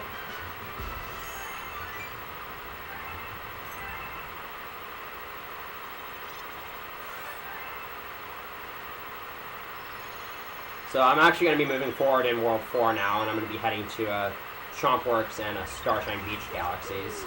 And once again, I'm going to be kind of going back and forth between the two of them before I finish off World 4.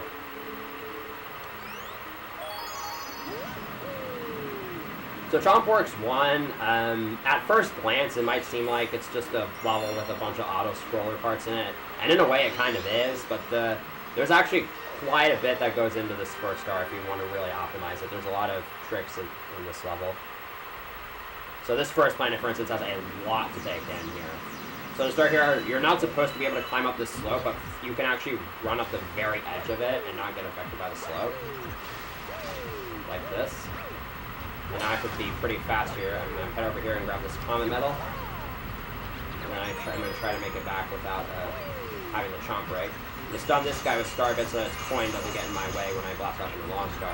And by long jumping into the launch star, I can prevent a landing stun on the next planet. Yeah, a lot to take in on that first planet there. Thankfully, the second planet is not nearly as complicated. You do a nice little damage boost to get that launch star. On this third planet here, this is a strat that we didn't used to think was possible, but if you just barely touch the left edge of that platform there, you can actually lower it just enough so that that chain chomp can get on. That didn't used to be possible, but then I believe it was Nemi or Pado, one of the two runners of this game, found a strat that allows you to do that, and it saves quite a bit of time. Unfortunately, you cannot make it to this chain chomp fast enough, believe me. I've tried. It's just not possible. Yeah, you can't make it there before that chomp breaks. You can, however, if you have a second player, hold that chomp in place and then get on this platform and lower it, and then release the chomp so that I can make it on. But again, because I don't have Chibi, I can't do that. This is actually the star that Chibi would save the most time on, due to the amount of ways you could hold chomps in place so that you don't have to worry about cycles nearly as much. But as you see here, yeah, I just kind of got a lot of time to kill because I have to wait for this chomp to make it to the end. I can just do some kind of cool bounces off this button here. Let's see if I can time this. Ah, that was too early. If you time a backflip off of that at the right time as it's rising up, you can get an incredibly high backflip. That was pretty good. There's not a whole lot of ways you can speed up that level. Getting a good run at that level is usually very satisfactory.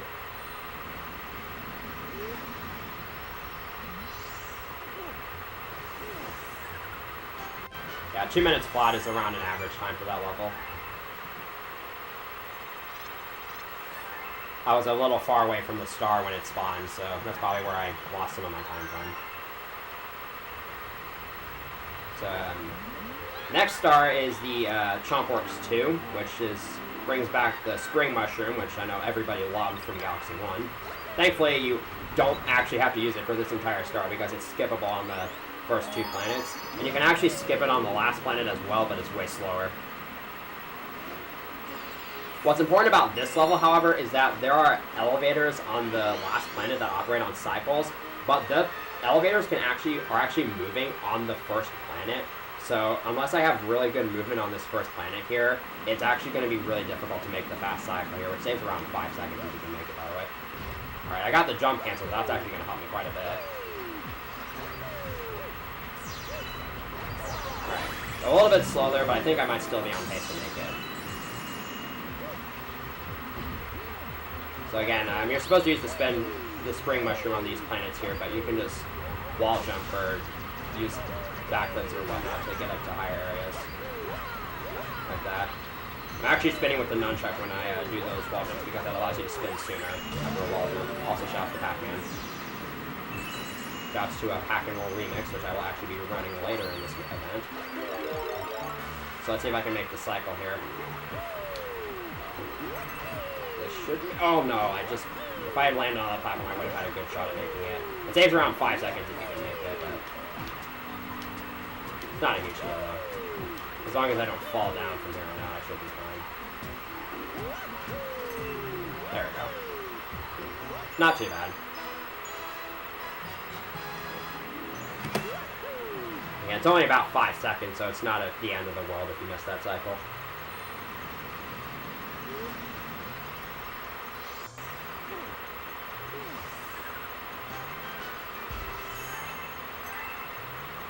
So now I'm done with Chompworks for now. So I'm going to be heading to Starshine Beach next, which is the galaxy that kind of pays homage to Super Mario Sunshine.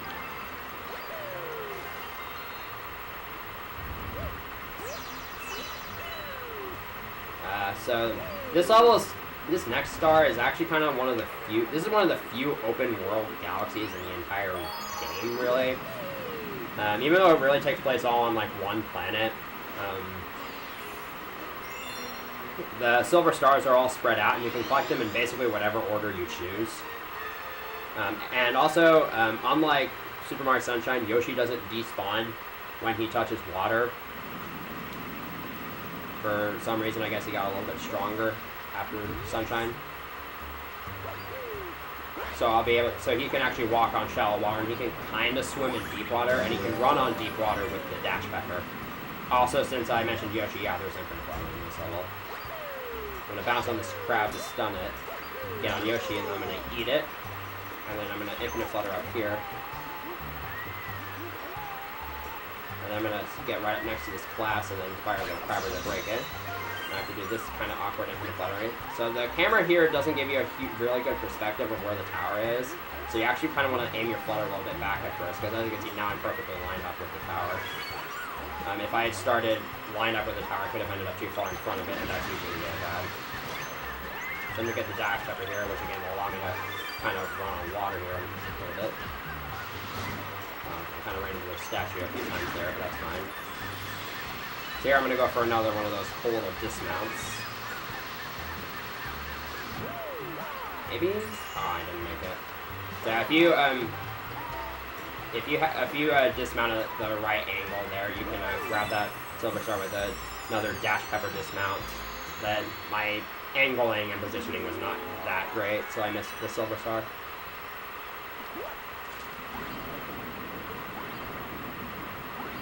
I have to go over here to get this common medal. Even though it's a little bit out of the way, the common star for this level is really, really fast. And again, we get Yoshi at the end here, so I'm just going to do one final infinite flutter to get to the star. If you have a good angle there, you can go right into the star. Alright, so that ending was a little bit sloppy, but overall that was still a pretty good level. Infinite flutter from the cabana to the tower can be very tricky, can lose you a lot of time if you mess it up.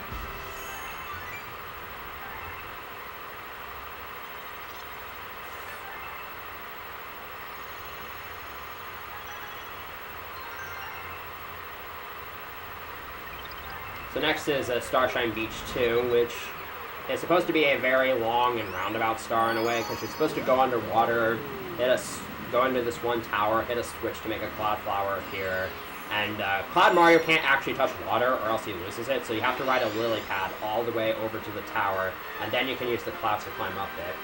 However, our good friend Chuckster is in this level, and he's a lot nicer in this game than he is in Sunshine.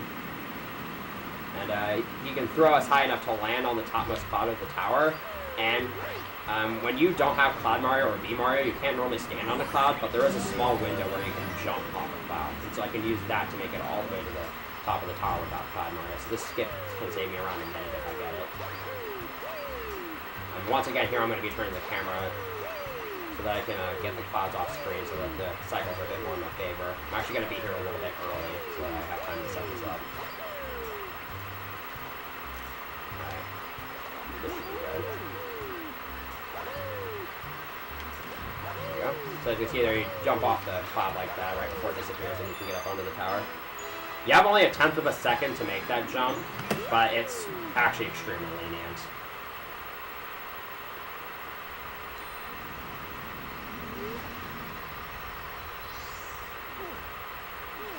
So this is the only time where there's actually an accessible power-up on Starship Mario, although you unlock Yoshi early on.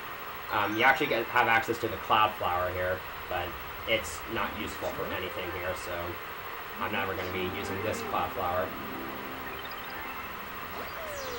So now I'm just going to make it back to the button. I've got one more star to do before I head off to the boss level of World 4 here.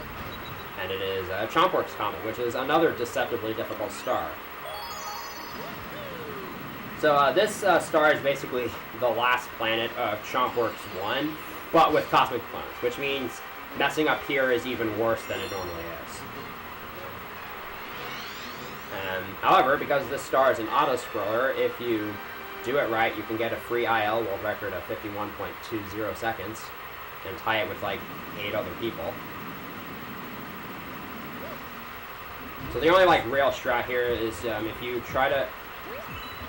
if you break that chomp at around the same time the cosmic clones appear, then the next chomp will spawn a little bit sooner, but I definitely did not time that right.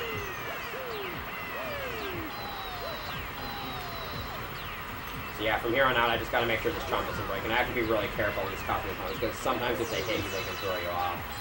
And if this chomp breaks, you're just screwed. So like right here, I'm gonna kind of crawl a little bit so that I can keep these guys off my tail. I'm gonna wait until the chomp to get close enough and then ground pound the button. So from here on out, I'm safe.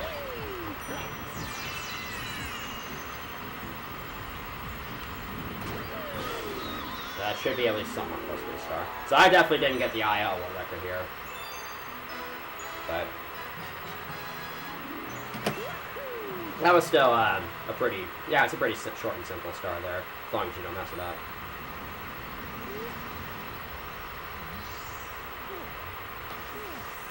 And now I have all the stars I really want by this point. So we can finally move on to the boss level of World 4, which is Bowser's Gravity Gauntlet. So this level is actually kind of interesting because both of the stars I'm going to be collecting in this run have a unique gravity skip in them that involves lava boosting. The one on this star is behind the castle. The name kind of speaks for itself, but basically there's a 2D castle midway through this level, and you can actually go behind it where there's lava rendered and use lava boosting to enter the gravity field of the final 2D section of the level, which can save around 25 to 30 seconds over doing the level the normal way, but it's pretty precise because you have to be a certain distance away from the castle as you're lava boosting. And why I'm doing this on why I'm doing behind the castle instead of the other skip on this star is because I actually need the comet medal, and the comet medal is right next to where you perform behind the castle. So let's see if I can get this here. So I gotta go over here a little bit to get the checkpoint in this comet medal here, and now I can actually attempt the skip.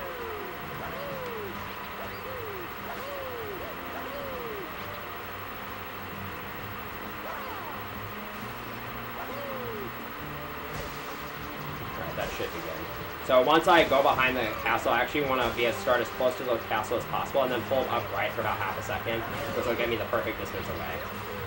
If you're too close, you'll get kind of stuck and just remain there for a few seconds until you die. And if you're too far away, you'll just fall off the edge, and dying will take a tremendous amount of time, so getting that skip first try is very good. So now from here on out, it's mostly the same as the previous stage. You can actually hit more than one of these locks at once, but it's really, really precise and there's no good setup for it. So I don't even bother attempting it. Alright. Made it out of there alright. Now it's time for the Gravity Gauntlet Bowser fight, which has a pretty big increase in difficulty from the previous fight. Because, first of all, the meteors and Bowser's punches will have shockwaves coming off of them when they land. And also, Bowser only fires 2 meteors in this fight instead of the usual 3. So he can actually punch out both meteors at once, which will cost you a cycle. And in addition to that, for this first hit, and the first hit only, I'm actually going to be going for a punch cancel after Bowser punches twice for some reason. So once Bowser summons the meteors and pulls his fist out, I'm actually going to wait for him to charge up another punch. And then I'm going to hit him with the meteor, which will cancel the punch and save a couple seconds. And I have an audio cue in the music for when to fire the meteor. Alright, that should work. I'm not entirely sure. Alright, that worked. So he's supposed to punch there, but by timing that right, I made him think he already punched. Alright, that's not a huge... I got hit there, but that's not a huge deal. I had plenty of time to get to the meteor. It's a bigger deal to get hit on later fights. Alright, so I need to be really careful here because I really, really don't want to die. There we go. Alright, I don't like where Bowser is right now, but I think this is fine. Yeah, this is fine. Again, missing hits on this fight is obviously not good.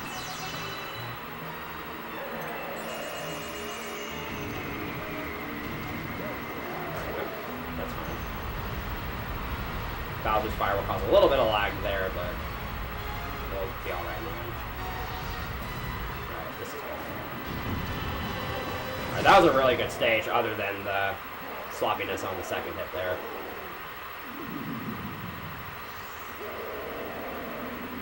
So, yeah, I just gotta sit through. This is kind of ends the same as it does in Lava Lair, where I gotta sit through some text and then watch a couple cutscenes, and that'll be it for World 4.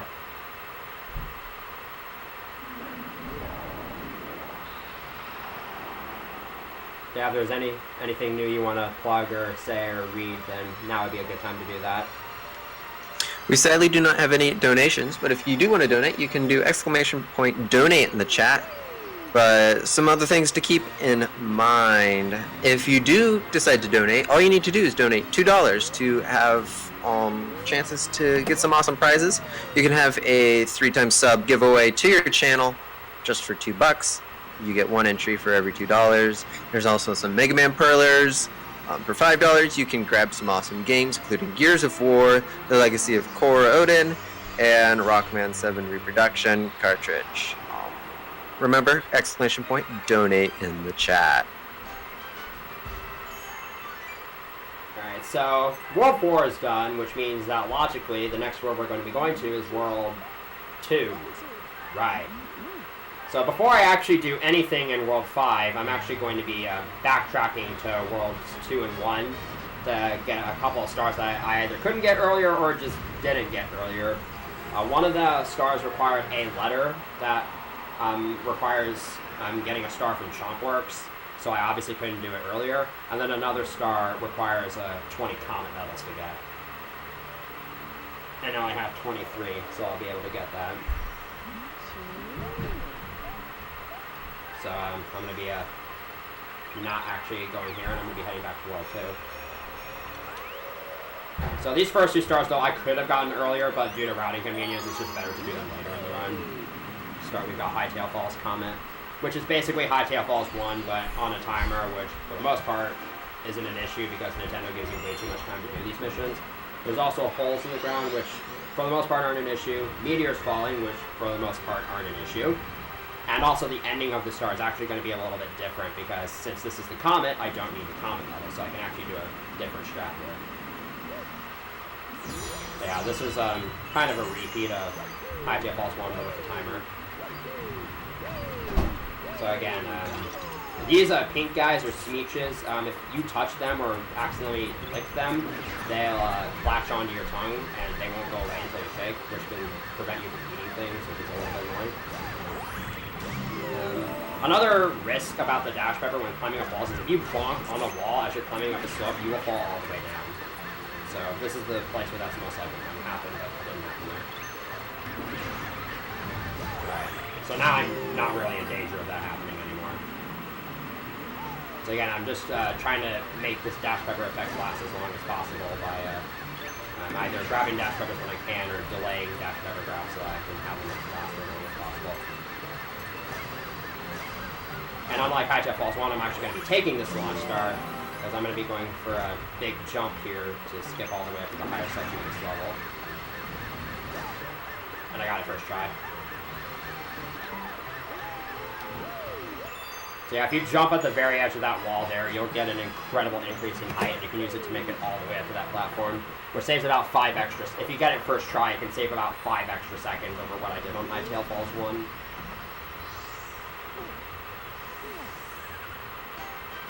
And I would argue that it's about almost as stylish.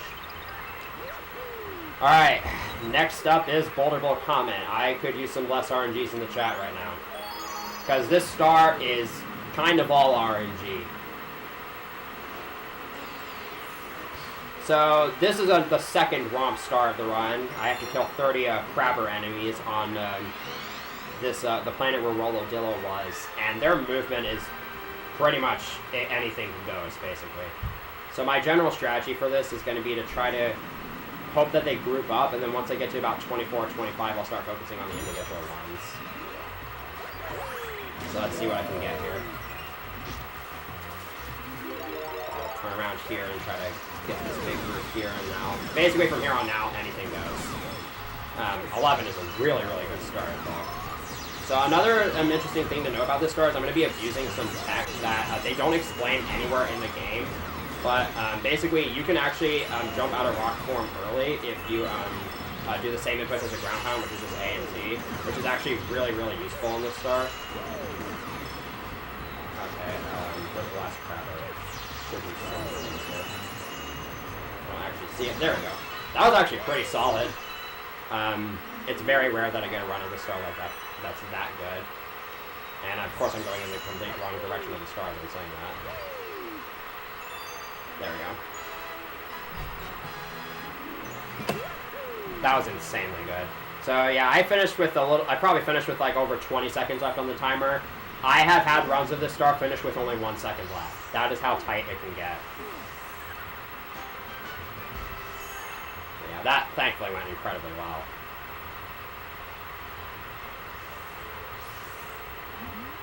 So here's a Starbit letter from Rosalina. I've already gotten one of these, but this is actually where 150 of my Starbits are going to come from for the run. So yeah, those were taken into account when I was trying to decide how many Starbits I needed for the run. So I'm going to head back into the Boulderable one more time to get the letter star that I mentioned earlier. And I'm actually going to be re-entering Boulderable 1 for this. And for this star, I'm actually going to get to show off Boulderable 1 skip without the rock mushroom, which as you're about to see is much, much easier. Also, by Luigi.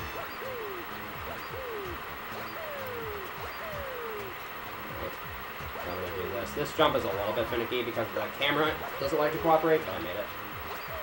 And then here it's really easy. You just long jump left off the ramp, spin, and you'll enter the gravity field. You don't even need to set it up. Alright. So now we're going to lure this Goomba over to this Gearbo that for some reason likes Goombas. And this Goomba kind of likes to do whatever it wants to do. It could just stop in the middle of the path right now and get squished, which would be really bad. Thankfully I didn't. And you only get 2 Goombas, so if both of them die, then you have to actually restart the level, which is really annoying. But thankfully that did not happen.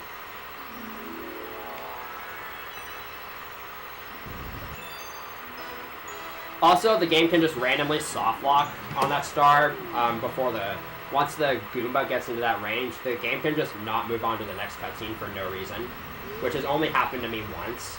The marathon walk, you know.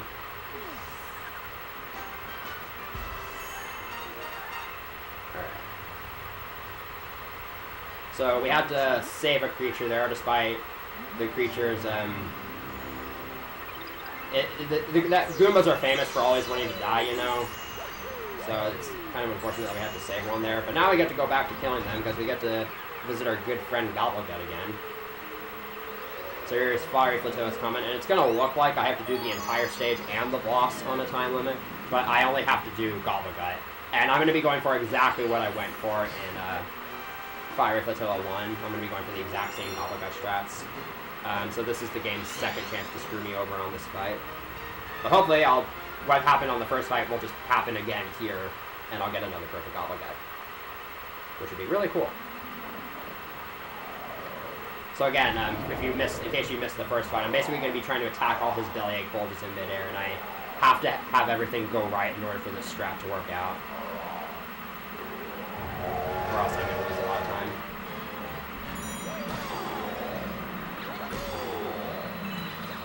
And again, Nintendo gives you way too much time to do this fight. So the first phase is actually the easier of the 2 phases for me. The second phase tends to trip me up sometimes.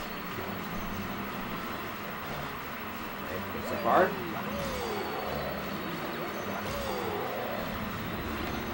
Alright, perfect Gobblegut again. 2 for 2 perfect Gobblegut. Really good.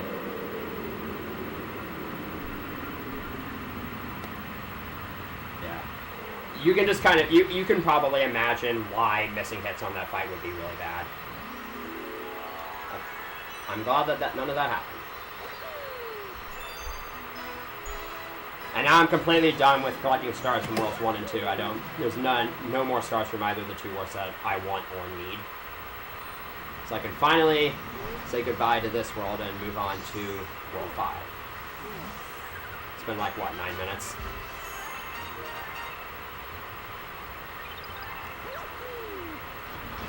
So I'm going to use the Grand World map to go all the way back to World 5. I'm not going to be collecting too many stars from World 5, but the ones that I am going to be collecting are rather interesting, to say the least. So we're going to be starting with Space Storm 1, which is actually required in order to advance in World 5. There's no other stars I can get here. It's actually one of the few stars that's actually required in order to beat the game. So this start of Space Storm 2 is actually fairly challenging because this beginning planet is super difficult to do optimally. I'm going to be going for a somewhat tricky long jump here, which if I get it will allow me to save about 10 seconds, or about 5 seconds in pop-up cycles. So let's see if I can get this. Got it, nice. Alright, so now I just gotta land over here and go to the launch star, and we're done. See, that first planet is way, way harder than I just made it look. So here I got to lure a bob-omb over here to break some glass. This is the only time I actually have to do this in the entire star, even though the star name makes it sound like you're intended to do this a lot. And instead of, oh, I did not mean to grab that. Instead of walking all the way over to the launch star, I can just launch it straight from there.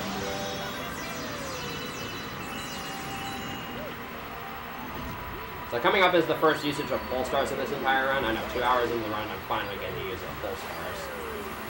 So pole stars are a little bit finicky in the Galaxy games because in order to use them properly, you actually have to let go from them right before you reach their center, so that you can get the right amount of momentum.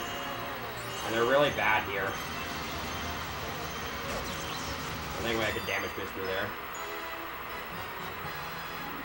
All right. Other than accidentally grabbing that life mushroom, which costs about, I don't know, 2 seconds, that wasn't terrible. That was actually pretty good. That star can just snowball as soon as one little thing goes wrong.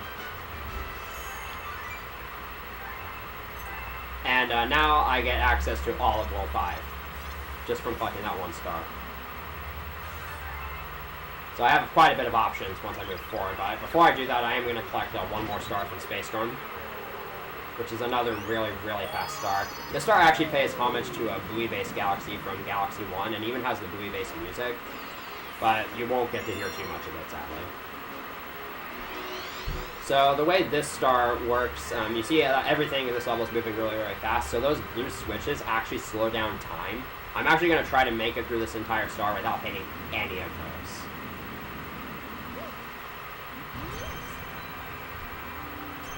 Alright, so far so good. And now for this next section here, I'm just going to skip this entire first portion of the planet here by just jumping onto this wall over here, and then coming up this way.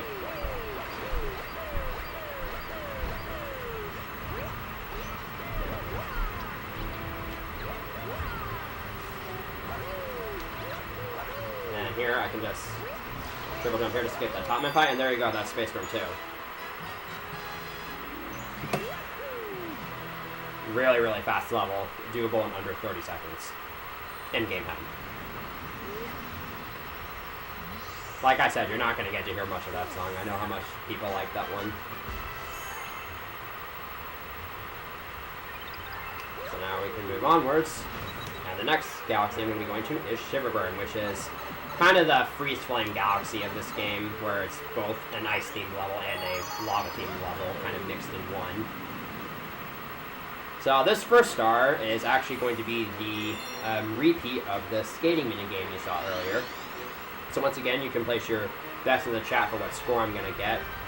This time the limit is 600 and 900 because the chimp decided that raising the high score by 100 points makes it more difficult.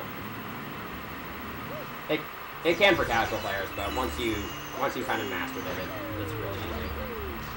And again, only gets a multiples of 10. So I'm going to kind of skip this C here by using bottom area here. Try to actually land in this pipe. So here's the chimp. And the patterns you can get here are exactly the same as the ones in a Freezy Flag. A little bit slow text there. So let's see what I can get here.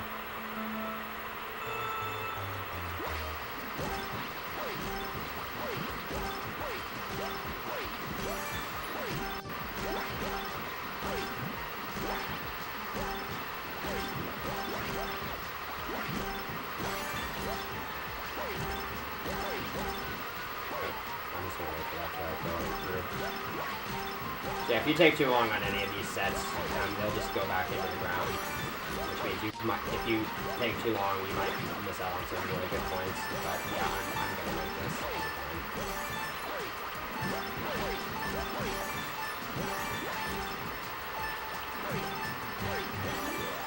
Alright, 840, that's another really good score.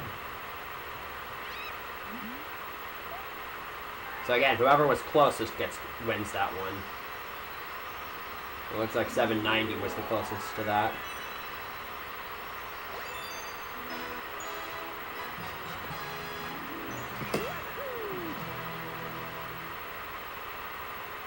So that's the second of the 3 chimp challenges that I'm actually going to be doing in this run. There is one more, but it's not really a good chimp challenge for score guessing, so don't worry about that too much. Instead, I get to move on to Shiverburn 1, which is... This is another level that kind of has a lot going for it. And again, because I've already seen the Shiverburn 1 cutscenes, I can skip them. So there's a pretty neat gravity skip right at the start of this level here, where I'm gonna basically... The second planet of this level is actually right behind where you start. So using Cloud Mario, I can actually enter the gravity field from the start of this planet. And it's a little bit tricky with the setup I'm going to be using here. I have to go pretty low here in order to reach the second half of this planet. I'm going to do a homing ground hammer to enter the gravity field. I'm going to detour over here a little bit to get the common metal, and then go into the lava there so I can get rid of the floaty state that Cloud Mario has.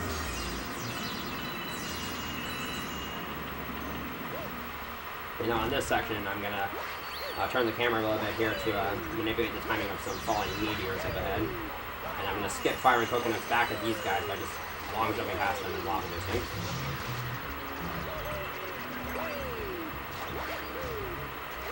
There we go. Really good level. And now it's time for Prince Bacante, the little boss here. So this fight, I'm actually going to be going for the slightly slower but way safer strat here that requires no RNG. And it might seem a little bit weird at first, but I'm actually going to intentionally miss this first coconut, and I'm going to hit the second one back to him late. And the reason why I'm doing that is I'm setting him up so that he's never on that side of the battlefield during either the second or third hits, because that causes him to do an upwards firing attack that can help make the fight a little bit faster, but it kind of randomizes the fight a lot, and it's really hard. And this strat is way, way easier, has no RNG, and is only a few seconds slower. So as you can see there, I was able to very safely do that without having to worry about what... It's a very consistent strat, basically. And there we go.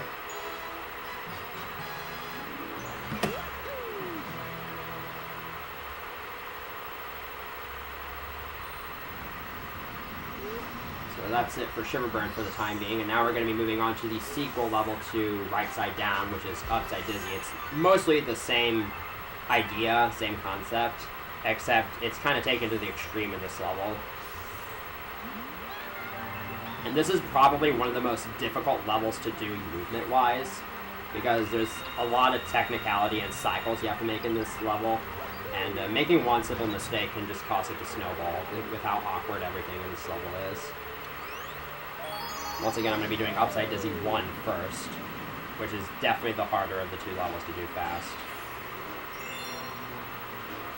There's a lot of really difficult sections in the start, and the hallway for the second half of the star is another really cycle-based area. The gravity switches between floor and ceiling on cycles. So let's hope that this first part goes well. This is probably the hardest part for me. Alright. That's kind of bad, but it's not a huge deal because cycles. I actually have a little bit of time to waste in that first section. I'm going to grab some star bits here so I can kill some enemies at the start of the next section. I'm going to go for a kind of finicky Goomba bounce to get into the pipe early here. Alright, barely made it. Nice.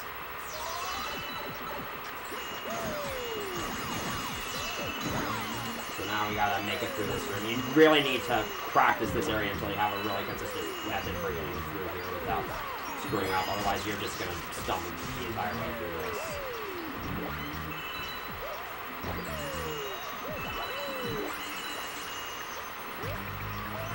Alright, that was nearly perfect.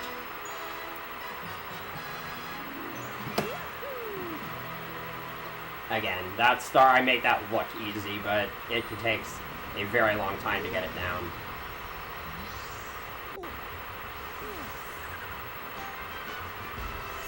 So, just like right side down, I'm going to be going back in to get the secret star next.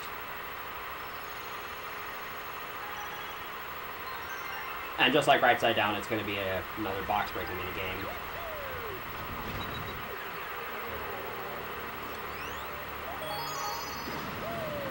This is also the last time you're going to get to see Fire Mario in the run, I believe. And also, this is going to be the last star that takes me down to the engine room. So I'm going to go for a kind of finicky Goomba bounce to get into the pipe here. Let's see if I can get this. This is actually pretty difficult. So I unfortunately messed up the backflip part of that, but there's an easy backup for it. There we go.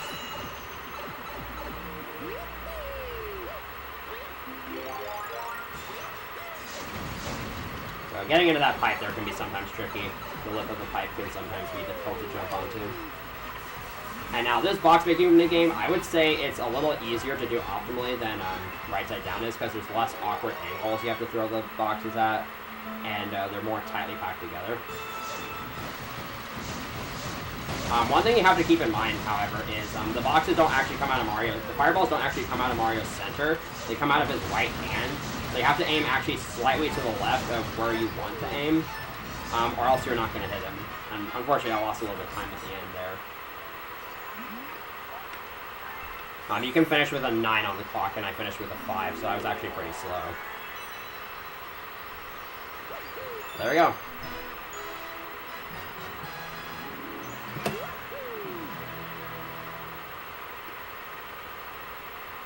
So I'm done with that galaxy now, thankfully.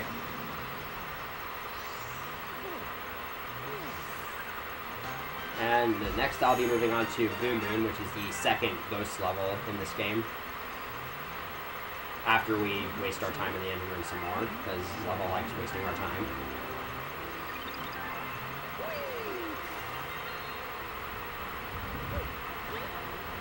So unfortunately, Boom Moon is, well, thankfully for me, because this run is full of a ton of difficult stuff. Boom Moon is somewhat slow. Not in terms of time, but it's got a lot of snake block auto-scrollers. Especially in the 2 stars I'm going to be doing here. So it's kind of a nice change in pace. It's a little less movement heavy and more so you just kind of have to wait around. There's still a few skips and whatnot I'll be taking on both of the stars I'm doing here. So on this first planet, it's actually only faster to long jump at the beginning and end. Everywhere else it loses time because of how, like, curved the planet is. There we go. There's another frame perfect hammer cancel I just got. So again, you have to kind of wait on these snake blocks, but there's ways you can skip parts of them, like long jump into other areas. By the way, the dark matter below me instantly kills you, so you don't want to touch it.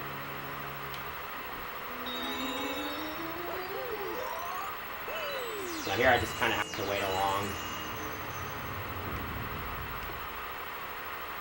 Not a whole lot going on here. I just got to make sure I don't really get hit or fall behind or fall off the snake block.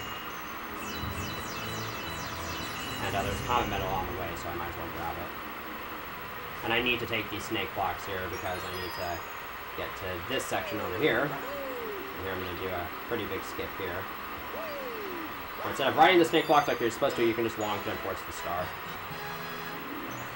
If you're ever playing this game casually, just do that skip. It's way easier than riding the snake blocks like you're supposed to, because it actually moves really, really fast, and if the octopus hit you, you're just dead.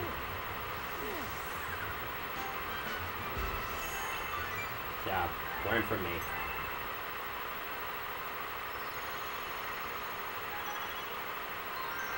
So I'm actually going to be going back and doing Moon Moon 1. This star actually wasn't originally in the 80% route. However, in early 2015, I'm pretty sure. Nemi43, who's the current world record holder for this game, and pretty much the god of this game in general, found a skip on this star that makes this faster than Supermassive Secret Star for any percent. The skip saves quite a bit of time, and I couldn't do it on the last star because I needed to ride the snake blocks the entire way. But since I'm actually going to be heading in the launch star on this star, the skip will actually allow me to save quite a bit of time.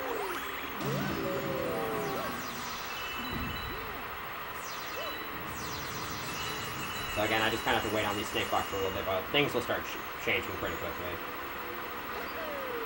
Things will get a lot more interesting.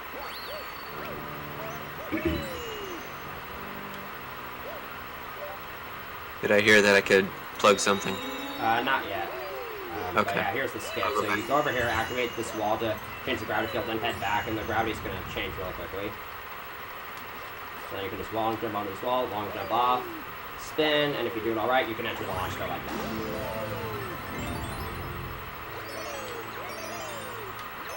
There we go. So I got some starships. So that movement was also found by Nemi43, who came back to this game pretty recently and beat Value's almost 3-year-old world record by a minute and a half. The world record is a 3:00:23 by him, and sub 3 is very, very doable for him. I'm currently third place with a 3:04:08. Oh, there's a backflip there. That's fine. And yeah, now is a good time for a donation if you want. That last part, there's nothing really to explain right now because I'm going to be going into a downtime section. Awesome. Well, we don't have a donation, sadly, but I do want to plug what's coming up next. So coming up next is going to be a Kirby's Dream Land Run 80% race between Mole Man and Moo Money. And then after that, we have the annual, Mega Man everywhere with some Mega Man 2, 7, 9, and X3. So stick around for Kirby and the Blue Bomber. So here's the reason why Blue Moon 1 wasn't originally in the 80% round. It's because of that mail tone letter, which wastes a few seconds. That star is pretty fast anyways, though. That skip just makes it that much more worth it. So now it's time for Shiverburn's Comet. This is the last star I have to get before I get to move on to the boss level of World 5. And it's the third Romp Comet of the run. So I have to kill 30 Octuma enemies in the Prince Picante boss arena using Rainbow Mario. And you're probably wondering whether I'm going to be using skating or running as Rainbow Mario. I'm actually going to be using running because it's easier to turn while running. So I'm going to skate to build up momentum. Then once I grab the Rainbow Star, I'm going to jump out of it and just start running from there on out.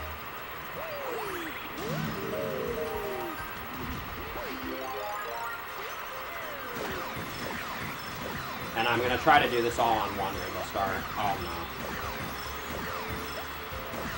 So this is not very good. I might actually have to go out of my way to get it during this run now.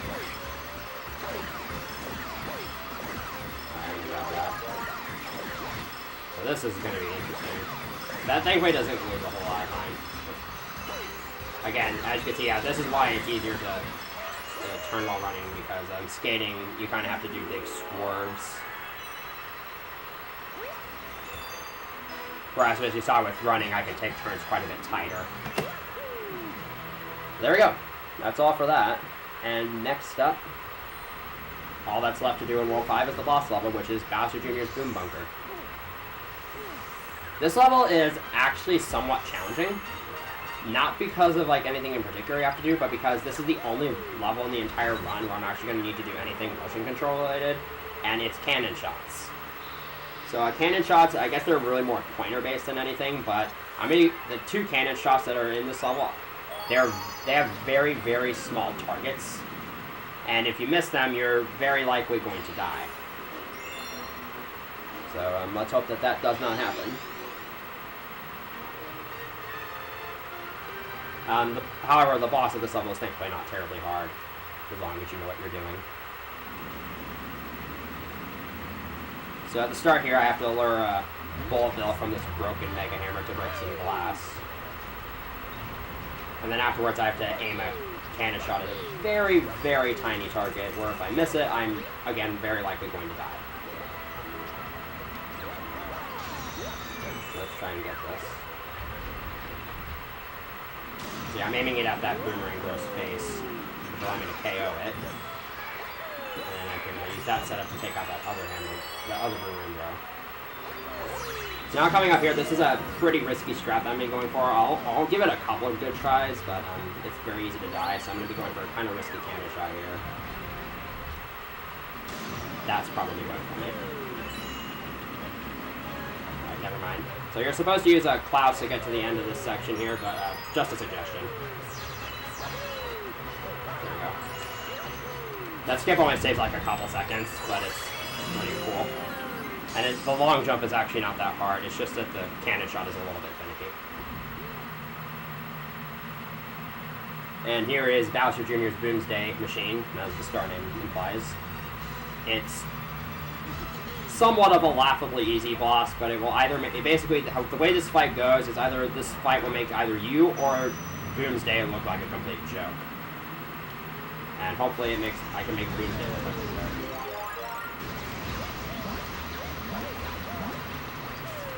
Alright, got a frame perfect ground pound there. I'm going to be going for 2 of those in this fight. That's the first of them.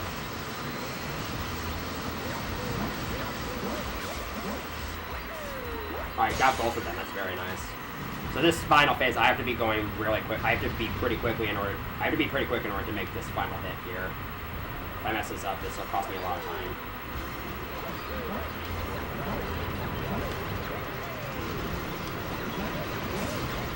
Alright. Nearly messed it up there, but I was able to recover it.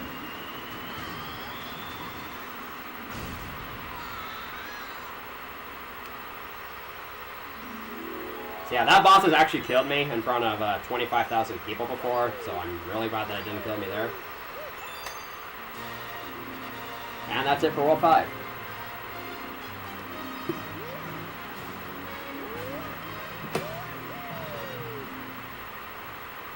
So if World 6 goes well, I can actually maybe get a low 305 or maybe even a high 304.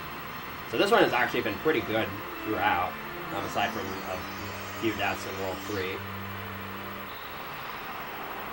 But World 6 is also not only the longest of the world segments in the run, but definitely the most difficult in terms of strats. And there's a lot of late game run enders here. So here we go.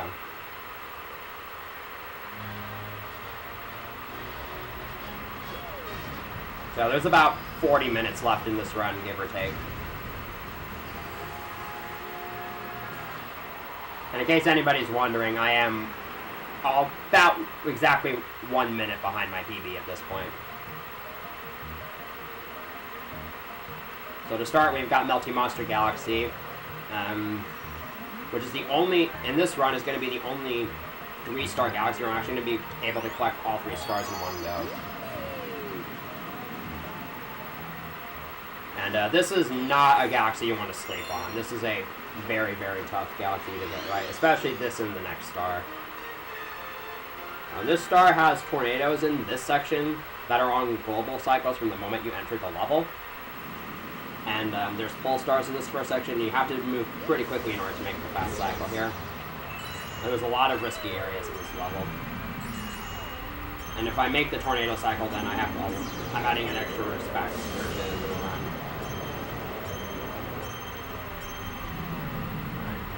That was a little bit slow, but I should still be able to make it as long as I have good movement in the next section. The next section of this level basically contains a ton of minor platforming skips by utilizing the lava. Like this. And here I'm going to grab this life mushroom here and use it to get some extra lava boost so I can skip these poles.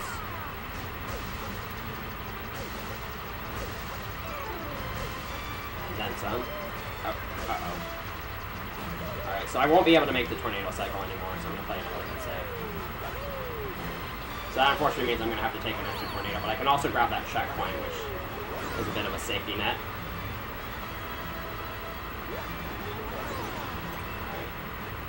That's going to cost me quite a bit of time, since I have to take that extra tornado.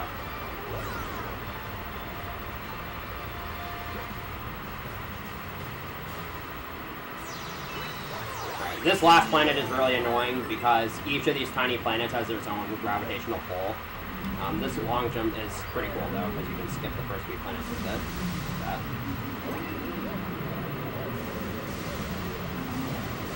And also these lava monsters are really annoying.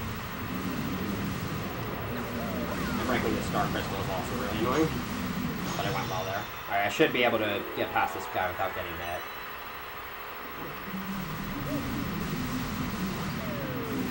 Alright. So, sadly I missed the tornado cycle, so that wasn't exactly perfect. But that's passable.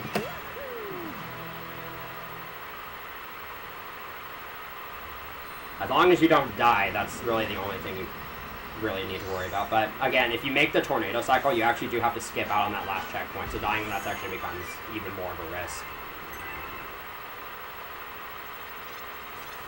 But it does lose around, I don't know, 10 to 15 seconds to miss that tornado cycle.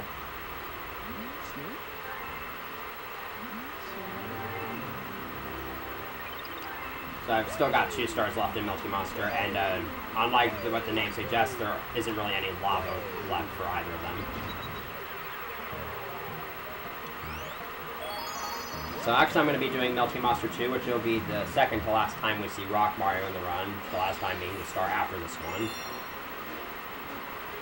And this is actually a relatively tricky star, especially there's going to be a strat I go for at the end that saves 3 seconds and loses 45 if you miss it. So yeah, this level is basically all about using Rock Mario from beginning to end. And once you take these ramps, you can't actually stop. You can't actually leave Rock Mario form, so you just kind of have to keep going. This is actually a good level for farming starbits because there's a lot of starbits in this level.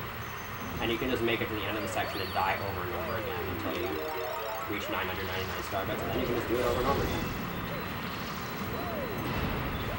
So if you need starbits to fill up your bank, Toad, this is the place to go. Alright, so hopefully I can get the strat at the end here.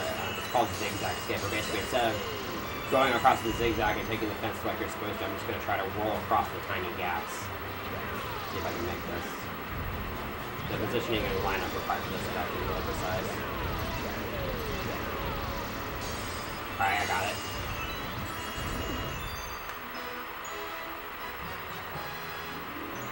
So that strat's actually insanely risky. I made it look really easy.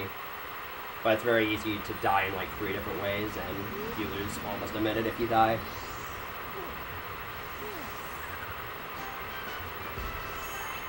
But thankfully we're past that. And now we just got 1 star left in Melty Monster. So I can actually do this final star on this hidden star on either of these 2 stars, but it's faster to do it on Melty Monster 2.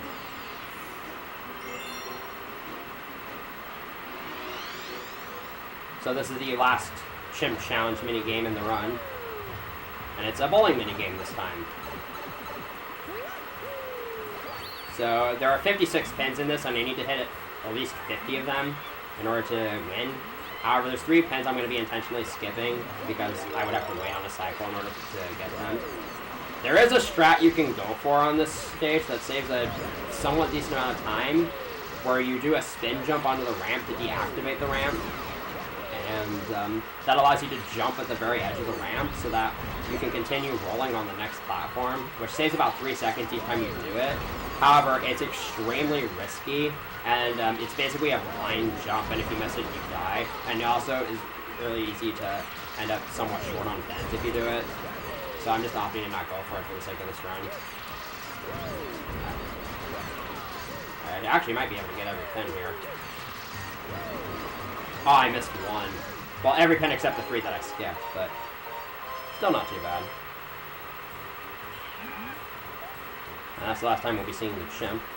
And also the last time we'll be seeing Rock Mario.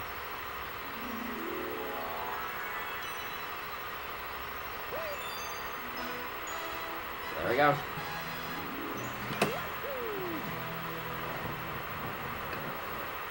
So I'm done with Melty Monster, thankfully, because that galaxy is really hard.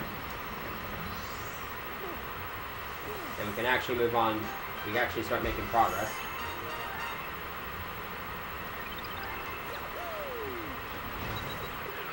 So next up is Clockwork Ruins. I want to get a star from here so that I have access to Throwback, because that's a really fast galaxy. However, Clockwork Ruins doesn't really give us a whole lot of good options. Because Clockwork Ruins 1 is like 3 minutes long, and no way we're going to do a star that's 3 minutes long. However, the secret star can be done pretty much right at the beginning of the level.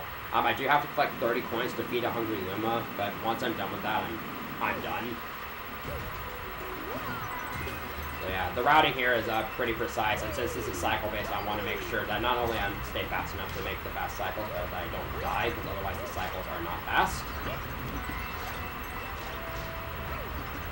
So I'm actually going to go a little bit risky here, and I'm going to go for a strat that will allow me to save a little bit of time if I get it.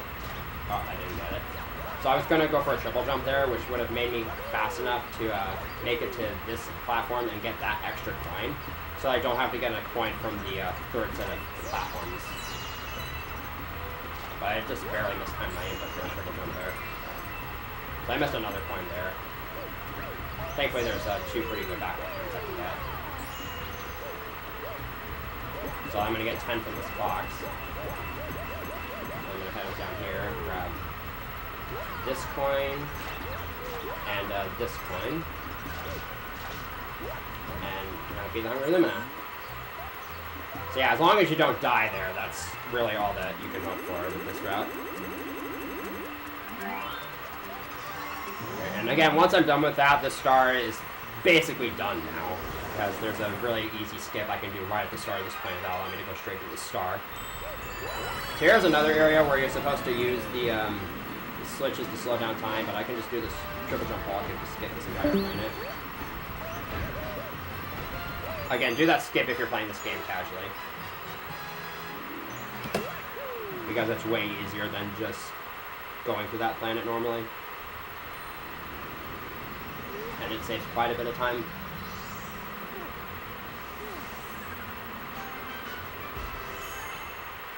Alright, only 10 more stars left before we have to go to Galaxy Generator. We're really coming up on the end here, although there's technically still like a half hour left. So now we get to move on to Throwback Galaxy, which I'm sure many of you will find familiar.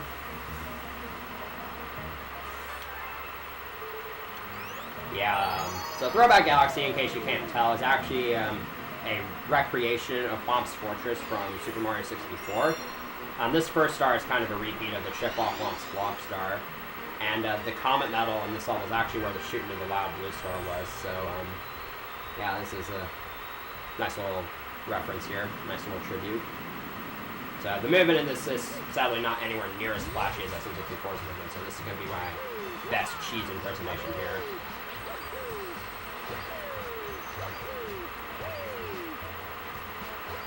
So here I'm going to get this coming up by doing a kind of finicky triple jump into a ledge hop, and I missed it. But thankfully there's an easy backup for it. Alright. So I'm going to head up here now. And you can actually skip killing this Whomp, but no. In order to skip killing this Whomp, you actually have to do a really stupid clip by having the Whomp push you through the floor, and it's easy to have it just squish you instead of actually pushing you. And if you miss it, you just die, and it only saves like 5 seconds, so it's definitely not worth it. It's very, very difficult. And here's the Whomp King, and he's gotten a little bit bigger this time. And unlike SM64, you can't just ground pound through his body, so you actually do have to fight this guy as intended. Which isn't very difficult, but it can be, because I have actually lost runs to dying to this fight before. These little wimple guys here are super annoying. They can just push you off the edge with little hesitation. Also have to be careful you don't get stunned by his stomps there.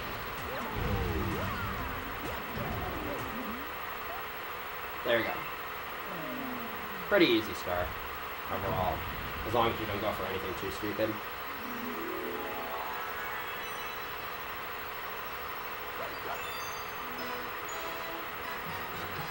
But this also gives me access to the other two throwback stars, which are under a minute long in game time. So they're definitely worth collecting.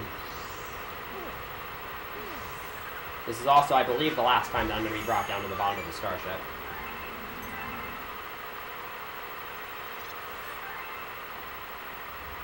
And just like every other time, I don't really give a crap, so I'm just gonna say goodbye to lava and not bother with that NPC, and just head straight to the button.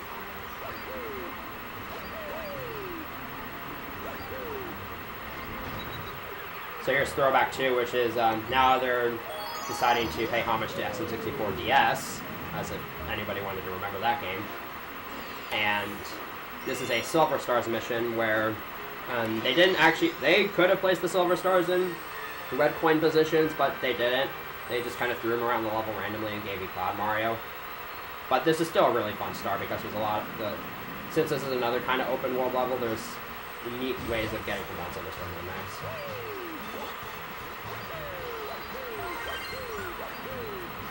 So here I have to be careful when I make a cloud here after grabbing the Silver Star. I have to be careful I don't make it too early, otherwise I actually have to wait for that cloud to expire so I can actually get the Silver Star and then make another cloud.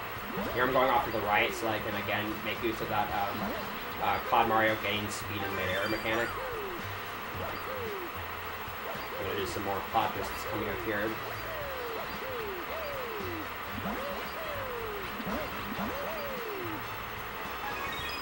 Make it back here, and then I got one more set of cloud boosted jumps to do. Get here. Alright, that was pretty good.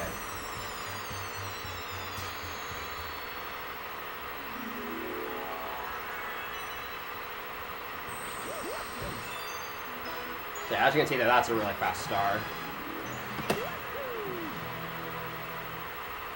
And with that, it is time to move on to the final Hungry Luma Galaxy of the run, which is Flashback. So you're probably wondering why I'm actually going to be going down here to take this bottom path instead of taking the top path. The reason why is because the top path contains a galaxy called Battle Belt, which is and you need to get at least one star from there in order to make progress if you're going to take the top route.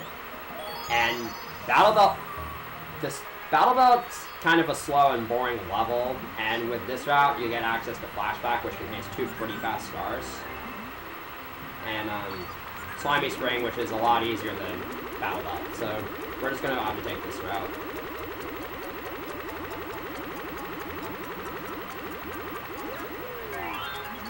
This is the last time we have to create a Hungry Luma on the run, of any kind.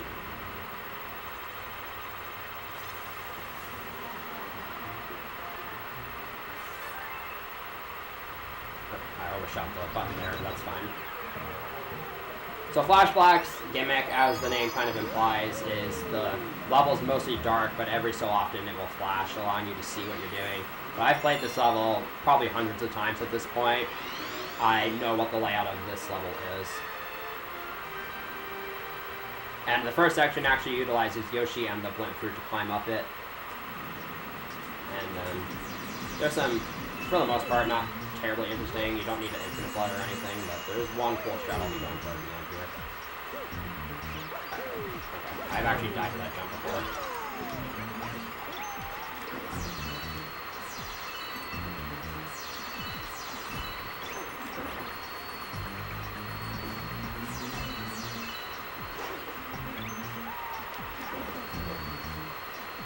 As you can see, yeah, this isn't too exciting right now. Alright, so coming up here is potentially a pretty cool strat if I can get this.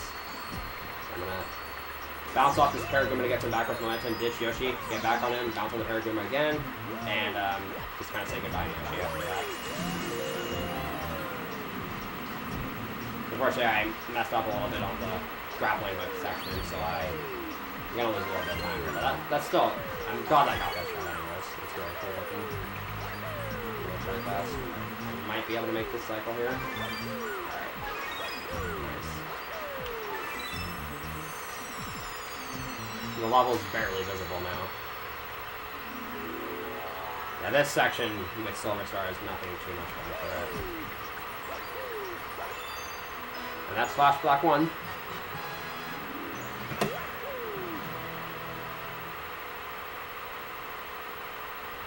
And we have one more normal star left before we go into an onslaught of comets.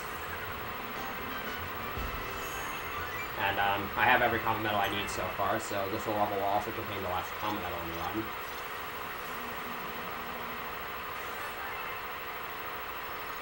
So Slimy Spring is the level where you can kind of get your resident sleepers out, because this level is essentially 2 minutes of just underwater swimming with the shell.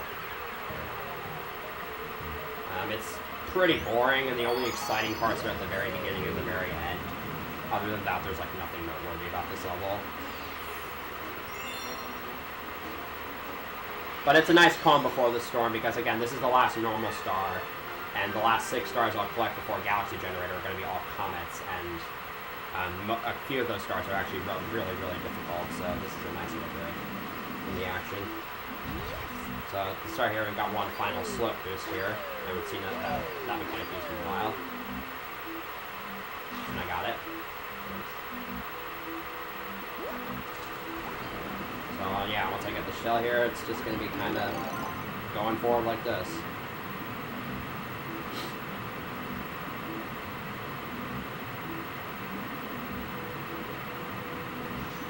The last common medal is going to be coming up, by the way. It's in this little alcove over here, and I have 31 common medals after flashback, which would mean I haven't missed any.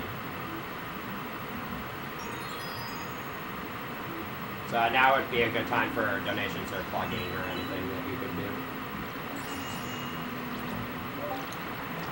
do. We sadly do not have another donation incentive. However, if you're wondering what you can donate towards for donation incentives, we do have some bid wars still up and going. The closest bid war being the Sonic CD 2011 race, where you can decide if you want the US soundtrack or the Superior JP soundtrack. And that will be coming up at about 8:19 Eastern, or 8:19 Central Standard Time.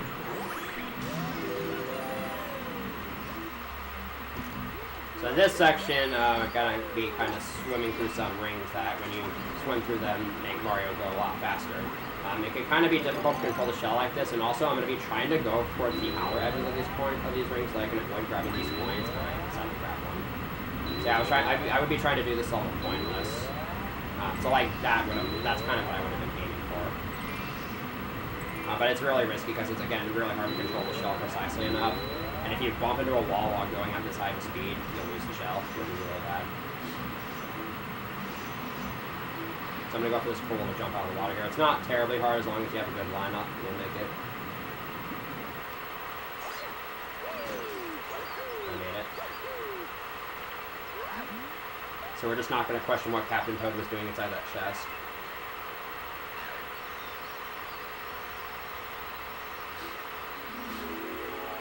So that's a pretty relaxing start. And now we get to begin the onslaught of comets. So like I've said a couple times before, the last 6 stars I need to collect before going to Galaxy Generator are all going to be comets. I'm going to be collecting 2 from World 3, 2 from World 4, and 2 from World 6. And after that I'll have 70 stars. And I have all the common medals I need, so we're good.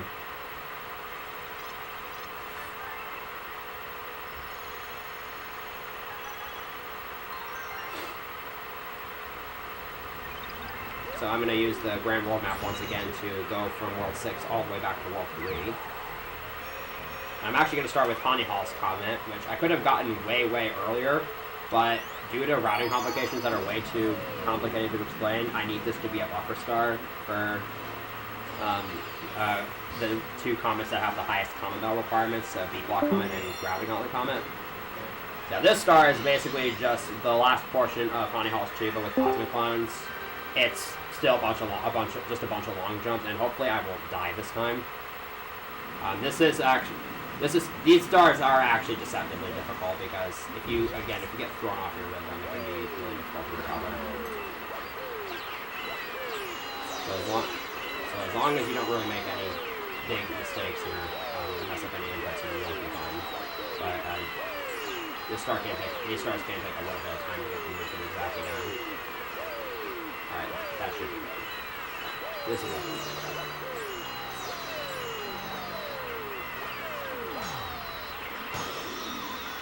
So that's, I believe, the last Cosmic Clones in the run.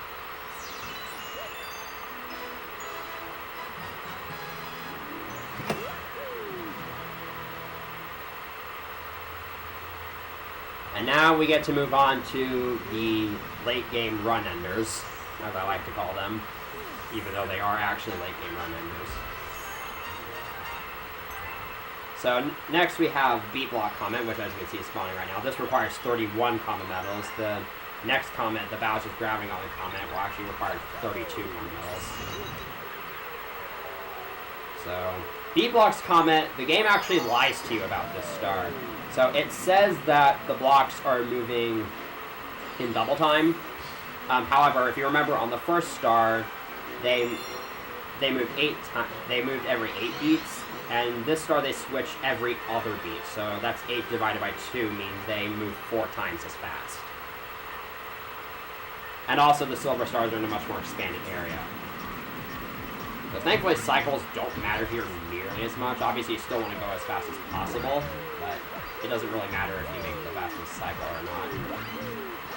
Also, for whatever reason, you get Yoshi here, so that's fine. I'll just use the Yoshi flutter.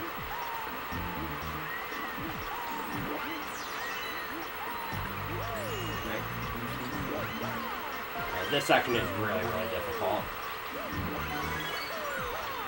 You have to be really careful here. Unless you want to go fast. Alright, this is good. It's very, very easy to die in that last section if you mess up one little thing. Oh. Yeah. Heart attack there. But it doesn't stop there, because now we have probably, and I'm pretty sure a lot of people know this, this is without a doubt my least favorite star in the entire run coming up. So the next star is Bowser's Gravity Gauntlet's Comet. And and if you remember in the first star in Bowser's Gravity Gauntlet, I went for a skip called Behind the Castle. I had to do that skip because I wasn't able to do the other skip because I needed the common medal, but now I don't need it. So I'm actually going to be able to do the faster skip, but it's a lot more finicky. And the way this skip works is when you hit a lava wall and then bounce in the lava again, you actually gain a lot of horizontal momentum, and I can abuse this to perform a skip that's about 10 seconds faster than the one I did in Gravity Gauntlet 1. However, this requires really precisely timed inputs while you're in the air, and if you mess it up, you'll die. And it's not really RNG, but it's very hard to, like, realistically control here. Dying on the skip wastes about 35 seconds, but I am going to go for it until I get it, because it looks really cool.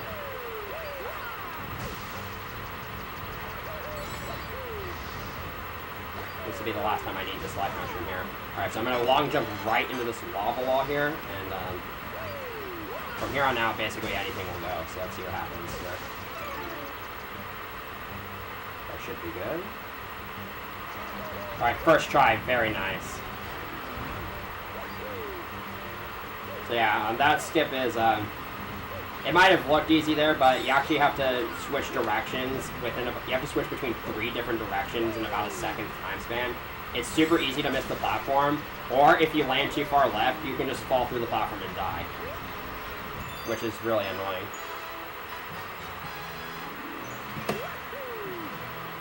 But thankfully getting that first try is very, very good. I have lost many a run to that skip before.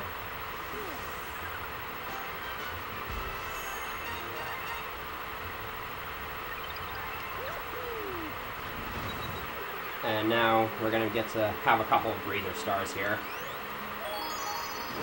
After the onslaught of difficult stars. Starshine Beach's Comet. You might think that because it's a purple coin comet, they're making it like a collectathon, but it's not. Instead, the coins are just kind of in those big lines there, and you get Dash Yoshi, so this star can take under 40 seconds.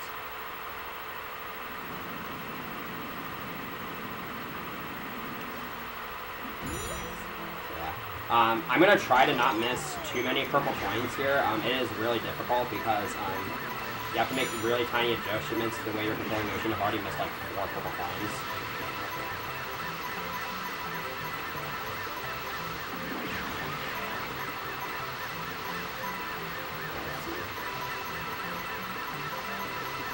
Alright, I don't have enough purple coins here. If I had like more than like 88 or something, I would have gone around the other side of that tower, which saves a couple seconds, but you need a really big amount of purple coins in order to make it worth it. Otherwise, you're just going to miss too many purple coins. But that still doesn't waste too much time. It's still really fast. And now we just have 2 comets left, and they're both in World 6.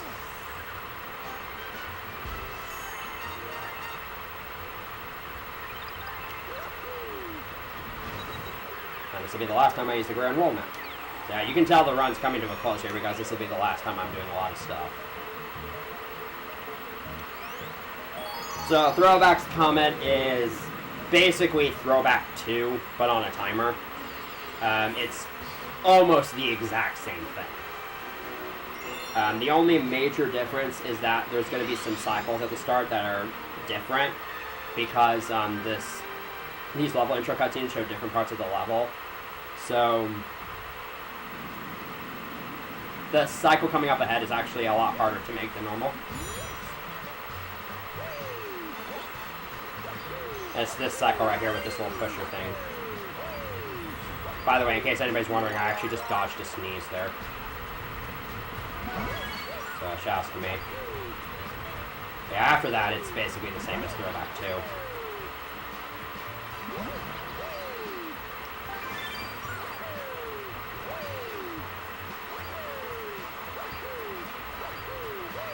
Again, go for those copies here. Something I actually kind of want to bring up here is that for whatever reason, if you have a Cloud Mario, you're not normally able to spin when you have clouds in your inventory. However, there's a rare chance that if you have Cloud Mario and do the inputs for a crouch cancel, which is shake and Z, that you'll just do a homing ground pound for no reason. And that's really bad in that section of the level. But thankfully that didn't happen.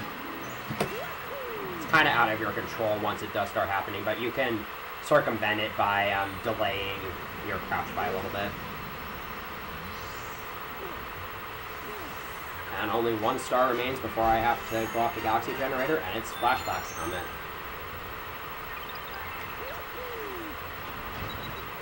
So this star is cool because it involves a skill that no other star in the game really requires you to have, and that's the ability to multitask.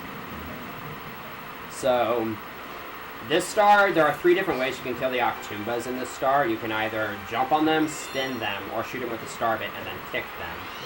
And the best way to kill them is usually to shoot them with the star bit and then kick them. So basically, to sum this all up, I need to be able to grab star bits, aim them, fire them, keep track of my star bit counter and cursor, and control Mario all at the same time. So let's see how this goes. I have to be pretty careful here, and I also have to, again, be keeping track of my star bit counter. Because one other thing is that if I try to shoot an enemy with the star bit, but I miss, then I'll just and then continue to run, I'll just run into the enemy, so I have to be really careful to not do that.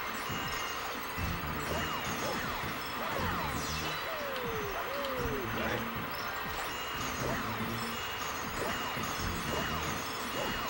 And here we get our good friend Yoshi, who's going to help us by allowing us to eat up some of these enemies.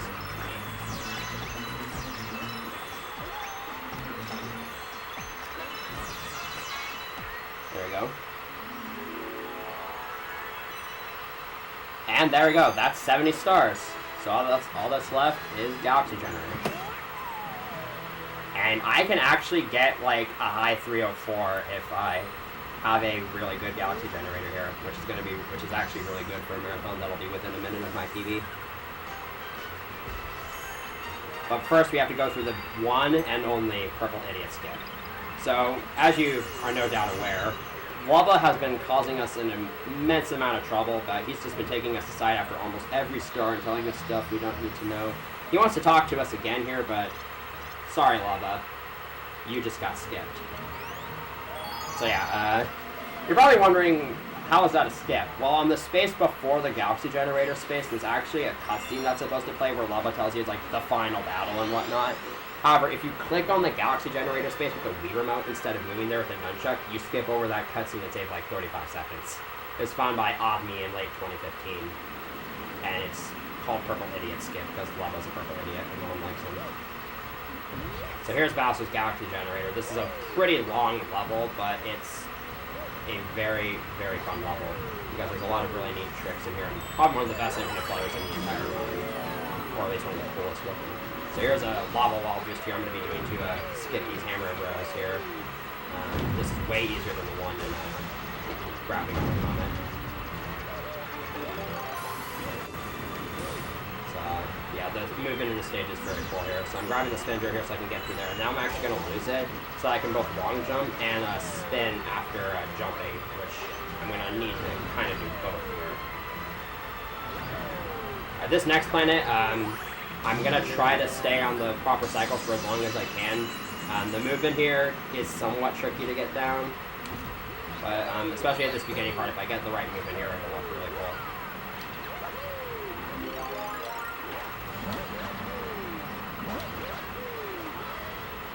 So this next section here can be a little bit tricky if you don't know what you're doing.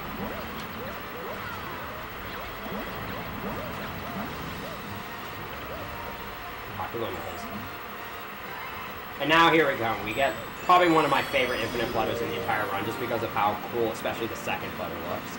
This will allow me to basically skip to the end of the level for where the Yoshi egg is. But due to the 10-second cooldown, I actually have to do this flutter in 2 parts. So this first part is just going to be infinite fluttering from here to the top of the castle, which isn't very hard. But now I have to infinite flutter over that pool of lava and then dismount at just the right time so I can fly all the way to the ending platform of the stage. This saves around 40 seconds, I would say. And I have to be really careful with my height here. If I go too high, I'll soft lock and I have to leave the level.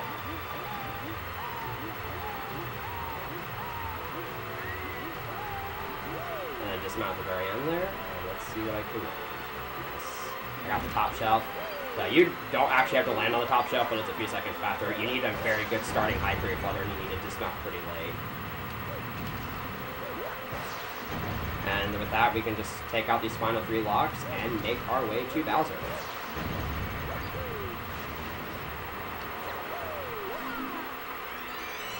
Alright, so this Bowser fight is easily the hardest Bowser fight of the 3. Because Bowser does go back to dropping 3 meteors in this fight. However, the main difference is he's a lot quicker to pull out his punches in this fight, which makes it a lot easier to miss hits. So this is a pretty big late game run killer here as well. Sometimes you can get all the way here, just barely ahead of PB, and then you miss hits, and there goes 20 seconds, and there goes PB. So once again, Bowser's going to want to punch twice here for no real reason.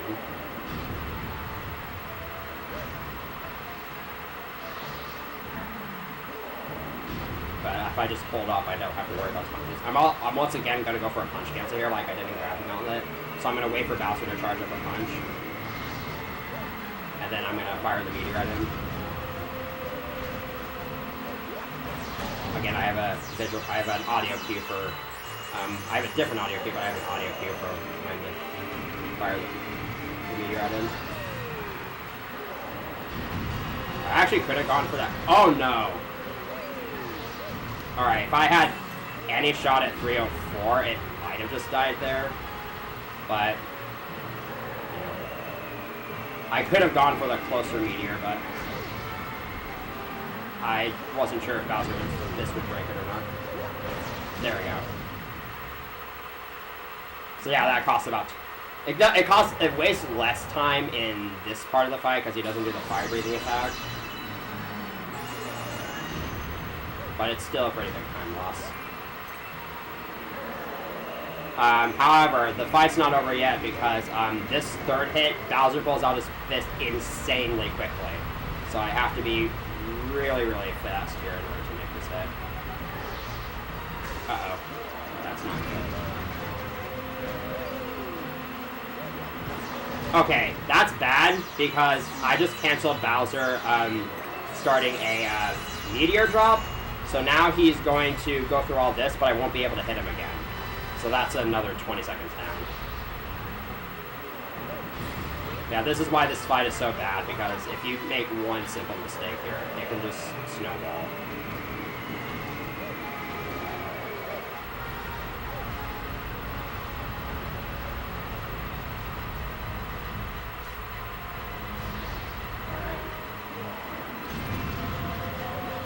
There we go.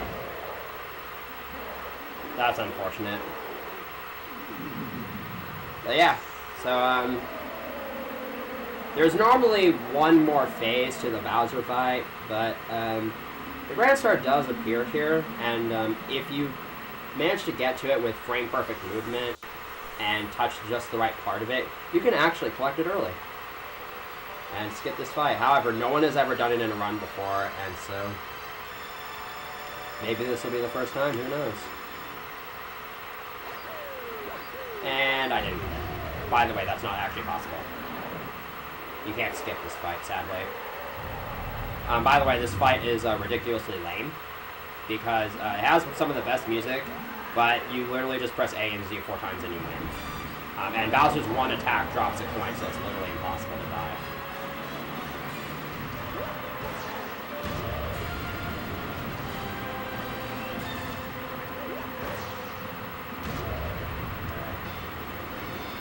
I got 2 more hits and the fight is over.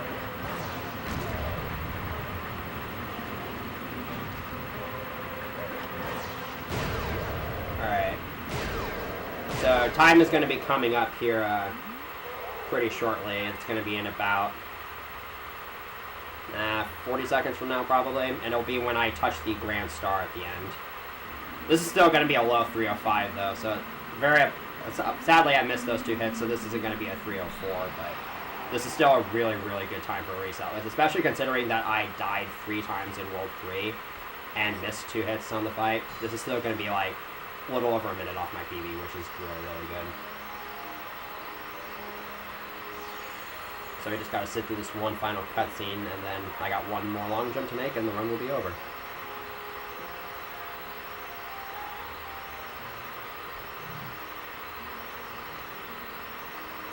Alright, so get ready for time on my mark.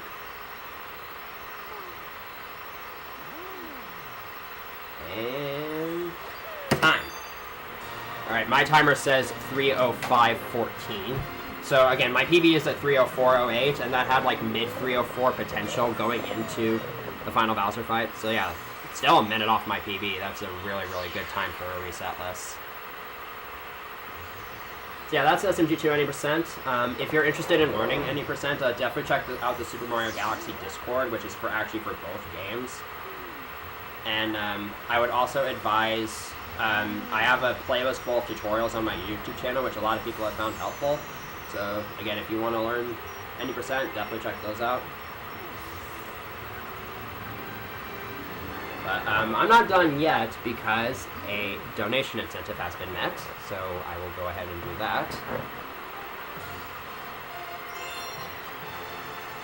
And I will be doing that on a completed file, because I'm not going to play through the rest of the game, because that would take an additional, like, 6.5 hours, and I don't want to waste time doing that.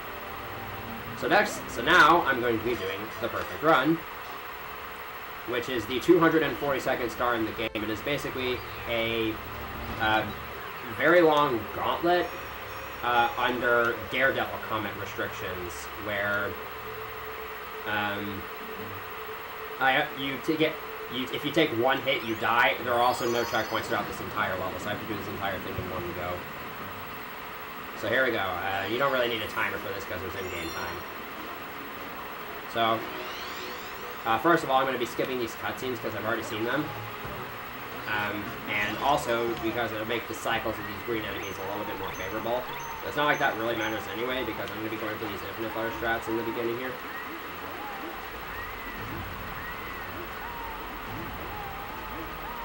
Which mitigates most of the cycles. It's not really that much faster than just going through the grappling hooks, but it's also going to be a lot, it's a lot easier. No, it's not a lot easier, but it saves a little bit of time and it looks a lot cooler. So in this section, you can just kind of walk across the corners of these platforms. You don't even have to jump for most of this section.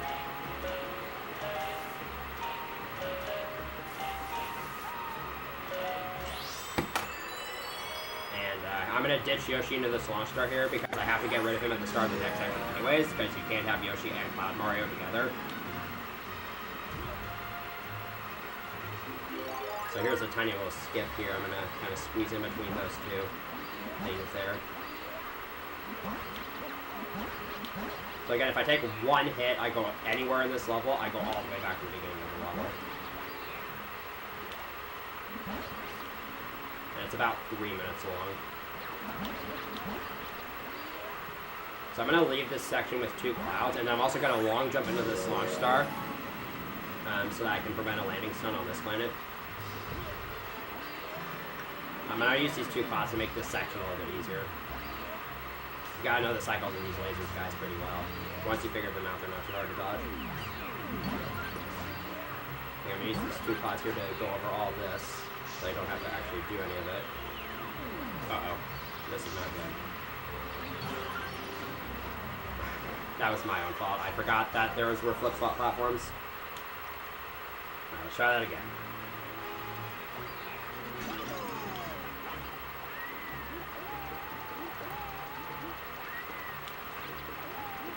Okay, this is not good.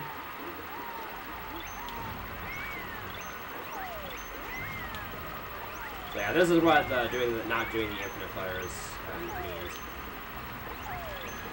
As you can see, it's not really that much more exciting. So I have to go through this entire section again. That was just a simple fluke though, because oh, that's not very good.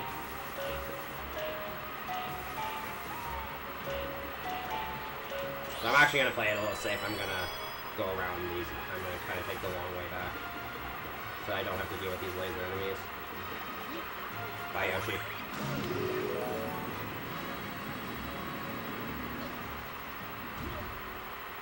You can sometimes start moving right away at the start of that section, but normally you're not able to. I don't know what determines it.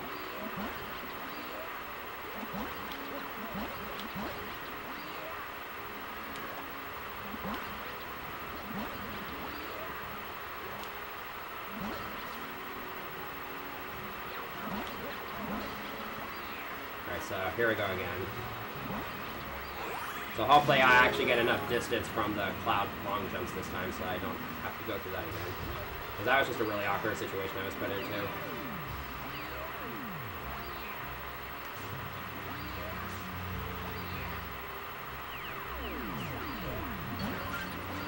Alright, this is looking much better. There we go. That's how you do this section. So in this next section, I'm going to be taking abuse of pole star momentum to speed it up by a little bit and also make it kind of easier. So here I'm going to be taking abuse of the pole star momentum by letting go from the pole stars before I reach their center. And that'll allow me to gain a pretty decent amount of height here, so I can just fly over all these lasers. Which again saves a little bit of time because you don't have to wait on them. And also you can just make this section a lot easier. Alright, here we go. The final section, the Hammer Bro and Boomerang Bro section, which I would say is the hardest section to do, even as a speedrunner. So you only have to kill the 3 Boomerang Bros at the very end of the section, but it's helpful to take out a couple extra Hammer Bros to make your life a lot easier. Alright. So I'll take out this guy so that he's not in my way here. Alright, that looks scary, but okay, I'm actually not going to bother with that right now. I'll take all these Boomerang Bros one at a time. Uh-oh. This is not a situation I like to be in. Alright. This is fine. Okay. That was a little bit scary. Not as planned, but we still made it, and that's fine. So that's it. Also, before I grab the star, though, there's a 1 up here. For no reason. And there we go. That's the perfect run. Alright, so that's it for Super Mario Galaxy 2. I thank everybody for watching. And that's all I have to offer for today. So with that, I will throw it back on over to the hosts.